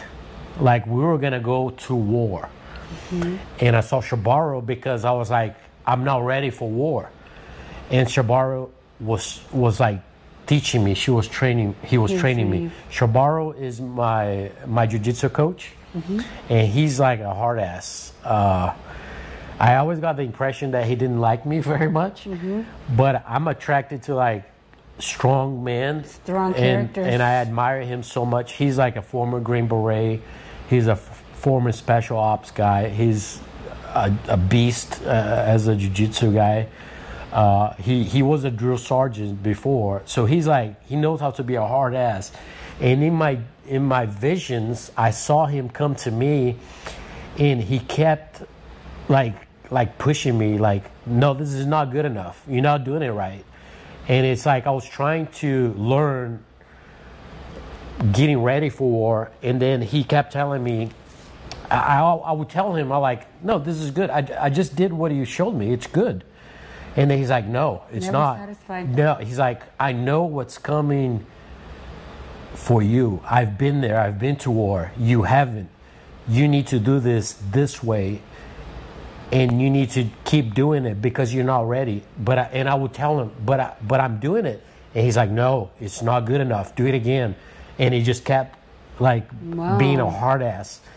And then eventually he told me, he's like, listen, you just have to keep doing it because you can't be ready for what's coming after you.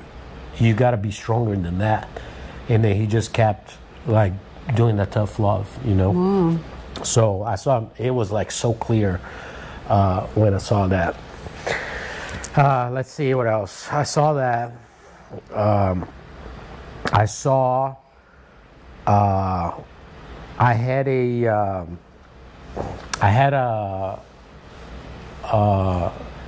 betrayal in the past with a friendship that I had, and I saw this little God was telling me, you say you are a man, your word is your bond, and you're a man of your word, you're a man of honor, but what happened here? Like, why did this happen? If it happens once, it can happen all the time, meaning you just said this, but you don't mean it. Like, if your word is gonna be your bond, there has to be no exceptions. This you always need to do what you say you're gonna do. You can't just have one make exception here and there. What happened here? And he kept pointing to this, like, this thing happened. Why did it happen? Like, don't never let this. Like, this God was almost like showing you all the errors that you've been in. It's almost like saying, you think you're tough? You're not tough. Let me show you. I'm going to show you all the things that you've done where you weren't tough. Yeah. Where you didn't show loyalty. Where you didn't show who you say you are. Yeah. Yeah. And I kept begging it to, okay, I get the point. I see what you're doing. Yeah. And then he would say, no, that's not it. Do it. You're going to feel it again. And he was right in front of me on the image. Yeah. So I kept seeing him. Oh, God. And he wouldn't go away. Like torture. Yeah. Yeah. Like straight up torture, huh? Yeah. And that's the thing also with Carlos, how you say you saw Carlos come for a second cup. Yeah. The first night I had 2 cups. I clear as day, I hear Carlos right next to me say, hey, I have your second cup ready. And I'm like, oh, no. I'm done with this cup that I took. I went out. I'm not doing another one, Carlos. There's no way. Did you physically say it, or did you think it? I think it was all just mental. Yeah. But I thought I saw him. But like you said, he said that he didn't. So we both saw him and felt him. And he says, when we told him our experience, he says, no.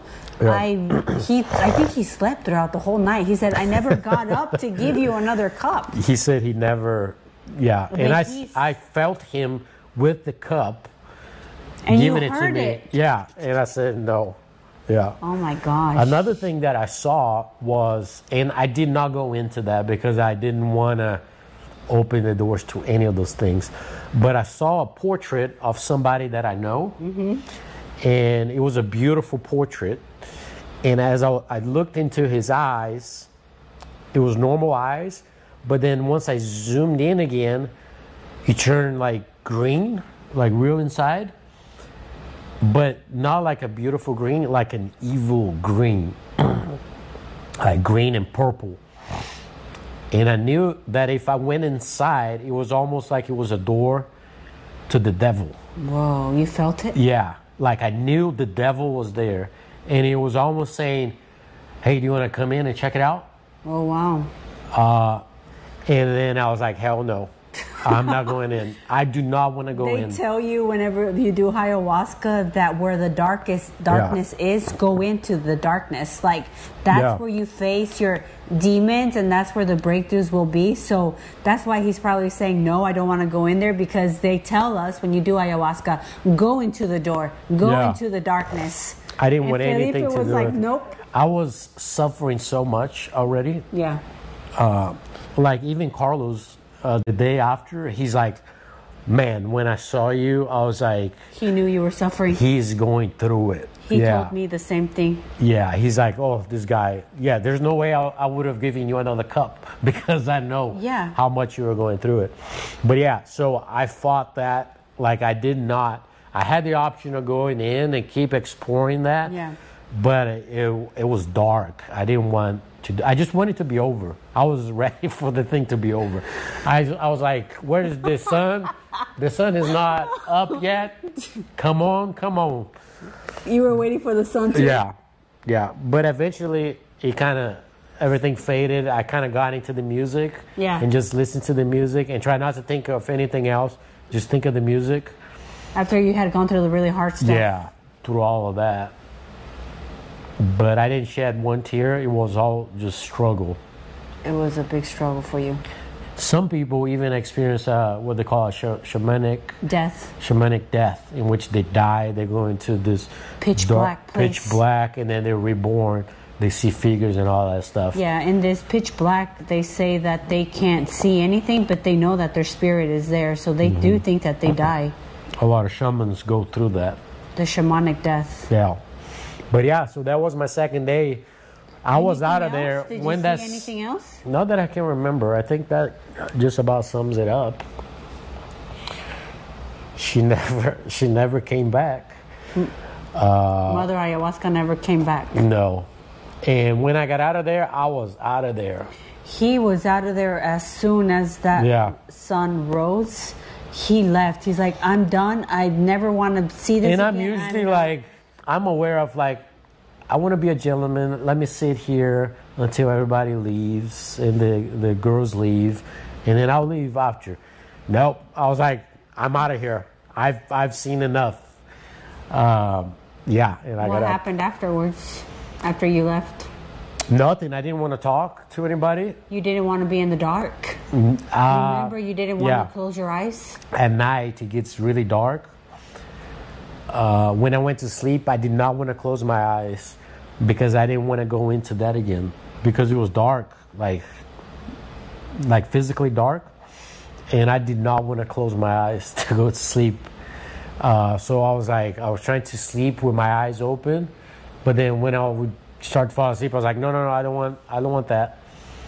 But yeah, that was my second ceremony. Whoa, that's intense. Yeah. Were you exhausted? Yeah, I was very tired. I was fighting all night. You fought all night? Yeah. So, sorry, buddy. Yeah. That's a lot, right? It was a lot for me. I was not expecting that. It's amazing how similar our experiences were. Both of our experiences were very similar. The first night, we had this beautiful, glorious Mother Ayahuasca, so gentle. It's almost like she wanted us to put our guard down so that the second time she could really come and work in us. But the second ceremony, we both had a really hard we struggled. So we both thought that we were going to die that night. And the integration process, the same thing happened with the other two people. They felt nothing. They slept throughout the whole night. Exactly. Jenny did it. Our cook Jenny, the chef, did it with us that night. And she was snoring all night. Do you remember hearing her snore? Yeah. But I think it was the first time she did it. Yeah. And she did say she had lots of visions. She had a lot of visions, but she snored. She fell asleep. Yeah. She was snoring. I'm like, who's snoring? I was like, it must be nice because I wish I was asleep. Yeah, it was really tough. So that process for us was really, really tough. And so keep in mind, we still have one more ceremony to go. We still have the third ceremony. This was our second ceremony. And so we still have a third one. Yeah. So the following day, that's when we do combo? The following day is when we do the combo. Combo ceremony. The toad venom. We do the integration. The gentleman that was with us, he actually did start to see some visions of the darkness and the skull and the maggots and stuff. He did? Yeah. He had dark But visions. he said he didn't want to go into that. He didn't want to talk about it. He didn't want to talk about it, and he didn't want to explore. Because he said he shut didn't. it down real quick. He said he didn't, that he understands that people say to go into the darkness, but he was so afraid. Now I remember. Yeah. That And his attitude wasn't very a good attitude that he had. He was kind of confronting Carlos. Their energies weren't matching during the integration. Yeah. And he was like having an attitude and talking back and fighting, like, what do you know? And no, I don't want to do this and that. Yeah. Very combative. So I want to talk a little bit about the integration process of coming back from such an experience as that. It's a lot. It's a lot to digest when you go through something so profound and so powerful. I was kind of left in a little bit of a spiritual limbo, in a way, like a spiritual orphan. I felt, in a sense. My sense of reality was a little bit shaken, because I would have moments where I would be sitting in a room, and then all of a sudden I would have what felt like an out-of-body experience. It almost felt like, in my mind, I kept thinking, like, how could this be happening right now? How could this be real? How is this all even happening? It's almost kind of like you're questioning the reality of your existence, and you're questioning your, like, mortality, in a sense. And so there was a little bit of a disconnect between the reality that I'm like living now, which is like matter, time, and space, between another space and another dimension, which didn't really feel real to me. It almost, everything felt fake in a way, if that even makes sense. And when I was having these episodes, like these out-of-body experiences, it felt like a panic attack. Like, I couldn't breathe. I would feel my heart rate go up. Like, I would start questioning everything, and I had to constantly keep telling myself in my mind, like, this is not, like, this isn't real. Like, what you're feeling right now is based on nothing that's real. Like, you got to center yourself, close your eyes and breathe. Like, bring yourself down, trust God, trust the process. So it was just kind of like a constant battle of going back and forth, of just questioning, like, this entire thing that we're living, because it's like really intense. And it's really, after you go through like such a profound thing like that, where you go through such profound love, and you go through it deep in the spiritual realm, it kind of leaves you wondering, like, whoa, like, there is so much more out there, right? There is another dimension. There is so many more dimensions. Yeah. Right? It definitely confirms that. It confirms that. And then when you come back, it's really hard to integrate it with your reality. You're like, how can I match the two? Right now, I'm in the space where it feels like I'm living at the seconds that I'm in, timely. But how do I match that dimension that I experienced during ayahuasca to my reality right now? How can I integrate the both? And so that's where I was having a little bit of a disconnect. And so these out-of-body experiences that I was having consistently, like, were really debilitating me. I didn't want to keep living that way, because it was shaking my reality, the time that I was in. And people wouldn't even notice that I was having these out-of-body experiences, because it wasn't anything physical that I could manifest. It was all in my mind. And so one day, about a year and a half after ayahuasca, I remember I was having this intense out-of-body experience where I was questioning everything, and my mortality, and like my death, and everything that I was. And then I remember clearly, like, calling out for Jesus and just saying, Jesus, please come and help me. Please come and take over my life. Please come and take control of me. Help me get through this. Please give me your strength, and, you know, put me under your wing. Cover me with your holy mantle. And I remember pleading to God and asking Jesus to help me and to save me through these experiences that I was having. And I can honestly tell you with pure confidence and with pure honesty that since that day that I pleaded out to Jesus to come and help me and to save me from whatever experiences that I was having, like I haven't had a single episode like that again. Like I haven't had to question my mortality or who I am or where I stand or if I die, where am I going, or what's on the other side of my reality, or what else is out there. I already know. Like, I know who I am. I know that God already has a purpose for me being here. I don't need to question things. God told me clearly, and I heard him, stop trying to understand the understandable. Stop trying to comprehend something that's incomprehensible, right? And so I just stopped trying to figure things out and just laid it all to his feet and asked him to take the wheel, so to say. And that's how I just felt completely saved by Jesus once again, because it's not the first time that he saves me. He saved me before in the past, but this time it was almost like he just rescued me from going down into like a really dark path, I feel. It can be confusing. I remember even when we started attending church again, and during the first couple times during the worship portion of it, I would see like things that happen in during the ayahuasca ceremony. It was a very like a spiritual similar thing, feeling, right? Yeah.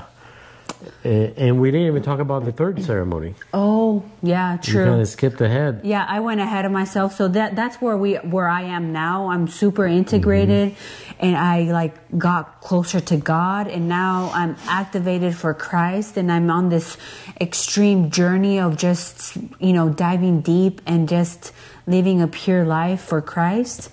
And but yeah, the third ceremony, let's talk about it. Yeah, so the third ceremony came. We were all ready in our rooms, just like we had been. They ready. come and knock on your door. Hey, we're ready for you. We come down. The gentleman was sick, so he did not attend the third ceremony. So he was just Tanya, Felipe, and I. Three people were there that were going to do the ceremony. Yeah, so we went down, and Carlos already knew what was going to happen. He had hinted to us, and he knew. But we went down. Laid down, just like typical normal ceremony. I laid down in the very first one, like I had been all the previous ones. It was Tanya in the middle, and then it was Felipe next to Tanya. And then I remember Carlos, because usually they'll call you up.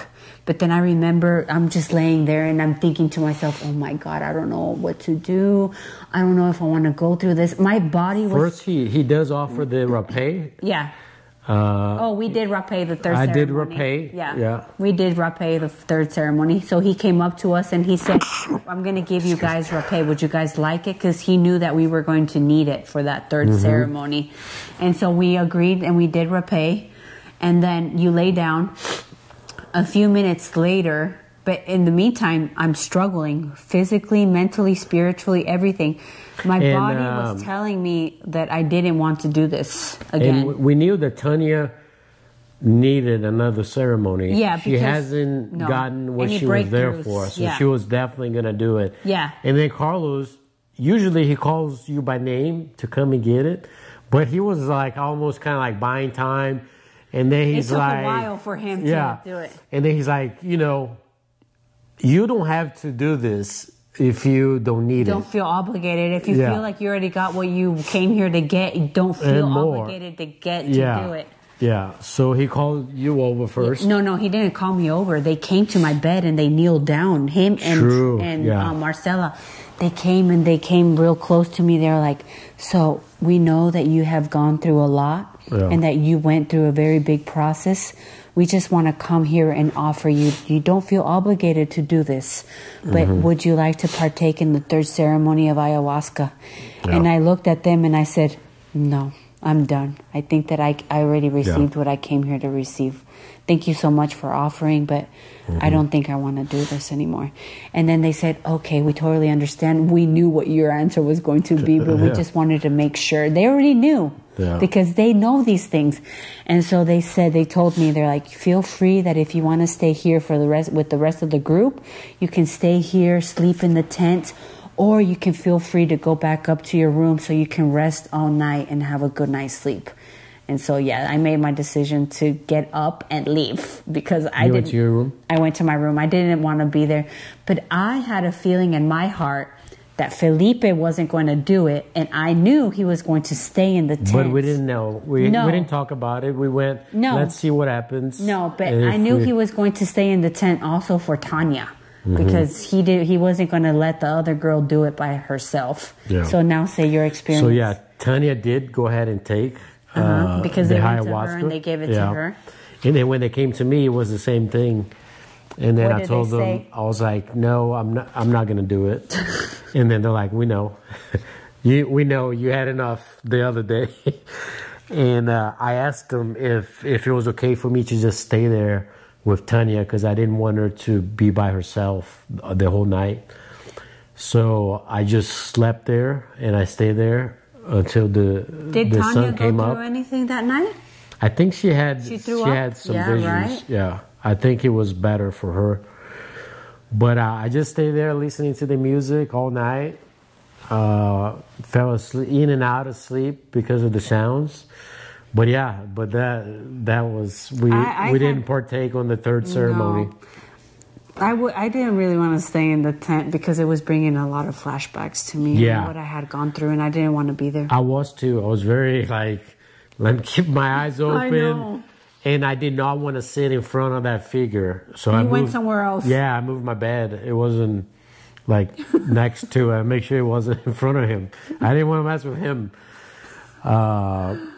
But even the day after, I went there during the day because I was like, man, I got to go there and see how it looks during the day and look at him and look at all the figures just to see if I felt anything. And it was fine. You didn't feel anything? No. It was normal. It was normal. But so, that happened. Okay, well, let's talk about, so that was the ceremony. We did it. We only did 2 ayahuasca ceremonies. We got so much out of it, right? Would you... Let's get our phones. Huh? Let's get our phones back. Oh, yeah, true. Yeah, so the last day of the retreat, they give your phones back to you. Tell them. We get all electronics back. Yeah, with Felipe and I, at this point, we were so used to not having our phones. We're like, oh my God, you're going to give us our phone? I didn't even turn it on. We didn't turn it on. And mind you, we had businesses going on and we were uncontacted for 7 days. We just left. Everything was taken care of, but we had a closing from Costa Rica that we did before. Remember, you're like, it's a miracle that we got this closing done before the ceremony. Oh, okay. Yeah. But so we got our electronics back. That's when we took the pictures that we take. That we're gonna post the link if you want to check it out. And we also saw the people that got on their phones right away. As soon as the other 2 people got their phones, they turned it on, and Felipe and I witnessed what this device does to people. All of a sudden, everywhere we looked, all they did were like this. They were stuck on their phones this. Their personality completely changed. They stopped paying attention to us. They weren't talking to us. They weren't interacting at all, just distracted and consumed by the device. And her and I, we only turned it on to take pictures, and then we didn't get on social media or emails or messages. But it was pretty... We integrated pretty slowly. It's pretty remarkable how... the shift of their personalities them, both changed, of them, right? Yeah, both of them changed a lot when that device was introduced, especially at Tanya. Tanya was like day and night when she turned on that phone. Even like her physical appearance changed. Yeah, it's almost like the life was sucked out of her and it went into the phone as soon as she turned that phone on. Like insecurities, it's like insecurities amplified times 100. Yeah, it was, oh my God, that was insane experiencing that afterwards. And then all over you go back through the cycle of like going back into the cycle of getting stuck on in your own way, right? Because that was one of her main things. Yeah. Not being so consumed by it. Right. And we had some beautiful private time with Carlos. He told us some beautiful things. He gave us a gift that we loved. And we actually even told him that we would like to go back, not to do ayahuasca again, but just to hang out and spend some time at the place, spend some time with him. And we wanted him to do a little 10-year vow renewal ceremony for us once we go over there, which we'll probably do next year to go. And then on our ride back to the airport where they're going to drop us off. Yeah. I had a little piece of chocolate in my bag, and I gave it to everybody a little piece. We were all dying because we hadn't had chocolate. It was the most delicious dark chocolate that I've ever had. It was really good. And I had it the whole time, and I never told anybody, and I never tried it or anything. It was hidden in the luggage. After our ceremony, we went to this beautiful villa in San Manuel. You remember the first cup of coffee we had? Oh, yes. The first cup of coffee we had after 7 days was delicious. Wonderful. Yeah. But then how beautiful was the time that we spent in Tulemar? Yeah. After the ceremony. And we made love too after the first how time intense after was the that? 7 days. How intense was it? It was very intense. Like the energy was so like charged. I know. It wasn't even about the physicality. It was like the spiritual energy between us, right? It was very intense. It was very intense. Yeah. Yep, that was amazing. Should recreate that. And then we kind of wrote down the stuff that we felt and all that stuff. Yeah, it was amazing. Yeah, but well, let's bring this bad boy home. It's been a long journey. Let me ask you this, like, going through what you went through, what would you recommend people? Would you do it again? Would you, did you get really big insights? And how were you, did it change you in any way, the way that you saw the world? Did it change you in your job with anything? Yeah, absolutely. So to answer first couple questions, right now I would not do it again. I got enough, more than enough that I bargained for. Maybe later on, I'd be open to doing San Pedro, like the cactus, or maybe doing a ayahuasca at another point. Not in this time in my life, maybe in 10 years from now, who knows? At this moment, I'm Imagine good. Going through that process all over again. I can't. I wouldn't be able to. Yeah. I don't want to. Like I mentioned on the first video, I almost wish that everybody would at least experience this once. Especially people that have been through any sort of trauma, depression, suicidal thoughts, anxiety, any type of loss, abuse, addiction. I can't recommend it enough. You would get insights that you didn't even know you had it, or it will change you for the good, in my belief. I don't think it's for everybody, but it is for a lot of people. I definitely do think you need to go to the right place. I would definitely check Nada Brahma. Like I said, we don't have any affiliations with them, but we love them to death. And it was a great, great place that I can't recommend enough. We're going to post a link of the facility if you want to go there. Did it change you in any way? It did. It did change me. I realized, it was time for me to... I had been contemplating giving up being a first responder. I am no longer with the fire department after 11 and a half years, which was 10 years in Carrollton and 1.5 years volunteered in Fairview. I realized, it wasn't for me anymore. It was time to walk away. I think it's one of the best jobs I've ever had. I'm so glad I did it. I got a lot of fulfillment out of it, but it took a lot out of me as well. I think it's a great job to do for a season. I don't think you should do it for a lifetime. I think 5-10 years is plenty. and it's time to move on after that. It wasn't an easy decision. I would have been making 6 figures, working 10 days a month, civil service position. I would have never gotten fired unless it was, you know, a real bad ethical problem or stealing or stuff like that, but pretty secure. But you know, I decided to walk away to pursue my dreams and pursue my business that we have, and I'm glad I did that. I still help people in another capacity, in a different way. And I'm happy on what I do. It hasn't been easy, but I'm glad I made that decision. And I think overall, I had become very cold, very desensitized with all the things you see, personality changes. I think it helped me be more aware of other people, have more empathy, more sympathy as well. Also be more compassionate, understand others a little more. I'm still working on it. I'm not perfect, but I think it was a very good awareness. Also, those things that I lived, you know, kind of helped me reinforce of who I want to be and the type of person I want to be, so I can keep working towards that. It's always a work in progress. But yeah, it changed me. I've thought about that, those 7 days we spent there numerous times, and it's helped me a lot. It's been very impactful. How about you? Same questions. Same. I would just back all of that up. I would recommend everybody at least experiencing it once. And this is not something to play with. It's not something to experience. No. I mean, it's you one of heard the our hardest story. things that I've done in my life. Really it's difficult. a lot of work, Yeah. very scary.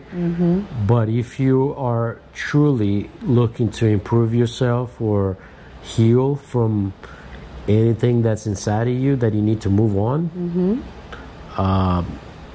go for it. Yeah, exactly. You know, just fucking do it. I would say the same thing. So everybody needs to experience it at least once and see what kind of breakthroughs you have. And if there is nothing there, at least it'll just be a nice experience for you to experience, like the purest form of love. That's how I could probably and go to the right place. We've heard horror stories of the wrong places, the wrong entities, dark stuff. So do your research. If you don't go to the place we recommend, at least go to a place that's reputable. There's people that will take advantage of you. They say it all the time. So do your research. And then if you have any questions, man, I'm on Facebook, I'm on Instagram. Drop me a message there. I'm not on any other platform, or shoot me an email. I'd be happy to answer any questions, or if you're struggling with something, reach out, see if I can point you in the right direction. And same thing with you, right? Me, for sure. Yeah, you guys can find us in social media, and any questions, we'd be more than happy to point you guys into the right direction and answer all the questions you might have about our experience and the process. So yeah, that concludes the... At the end of the day, Jesus is King. Yes, He's our Lord and Savior. And He is the way. Everything will point back to Him. Everything points back to Jesus. If you don't have Him on your side, it's never too late. So I encourage you to seek Him. Exactly. But yeah, that's all I got. That's all I got. I hope this helps somebody. It's not easy talking about this stuff. It just takes you right back. I mean, that's why I think it's. And we'll be talking for hours and hours. I'm tired of talking. I don't like talking. It took us so long to do this video. It's because it takes a lot to get back at that place, you know? But so if you've watched this whole thing... We did the best that we could. I'm sorry if it wasn't... I commend you if you watch the entire thing. And yes, I have an accent. I talk funny. I'm sorry. That's how I talk. But it is what it is. We love you guys. Thank you for watching. And drop us a line, okay? If you decide to go, let us know so we can tell Carlos that you're going to go. And you're going to have an amazing time. And... it will be good. Okay? Amazing time. All right. See you. Peace.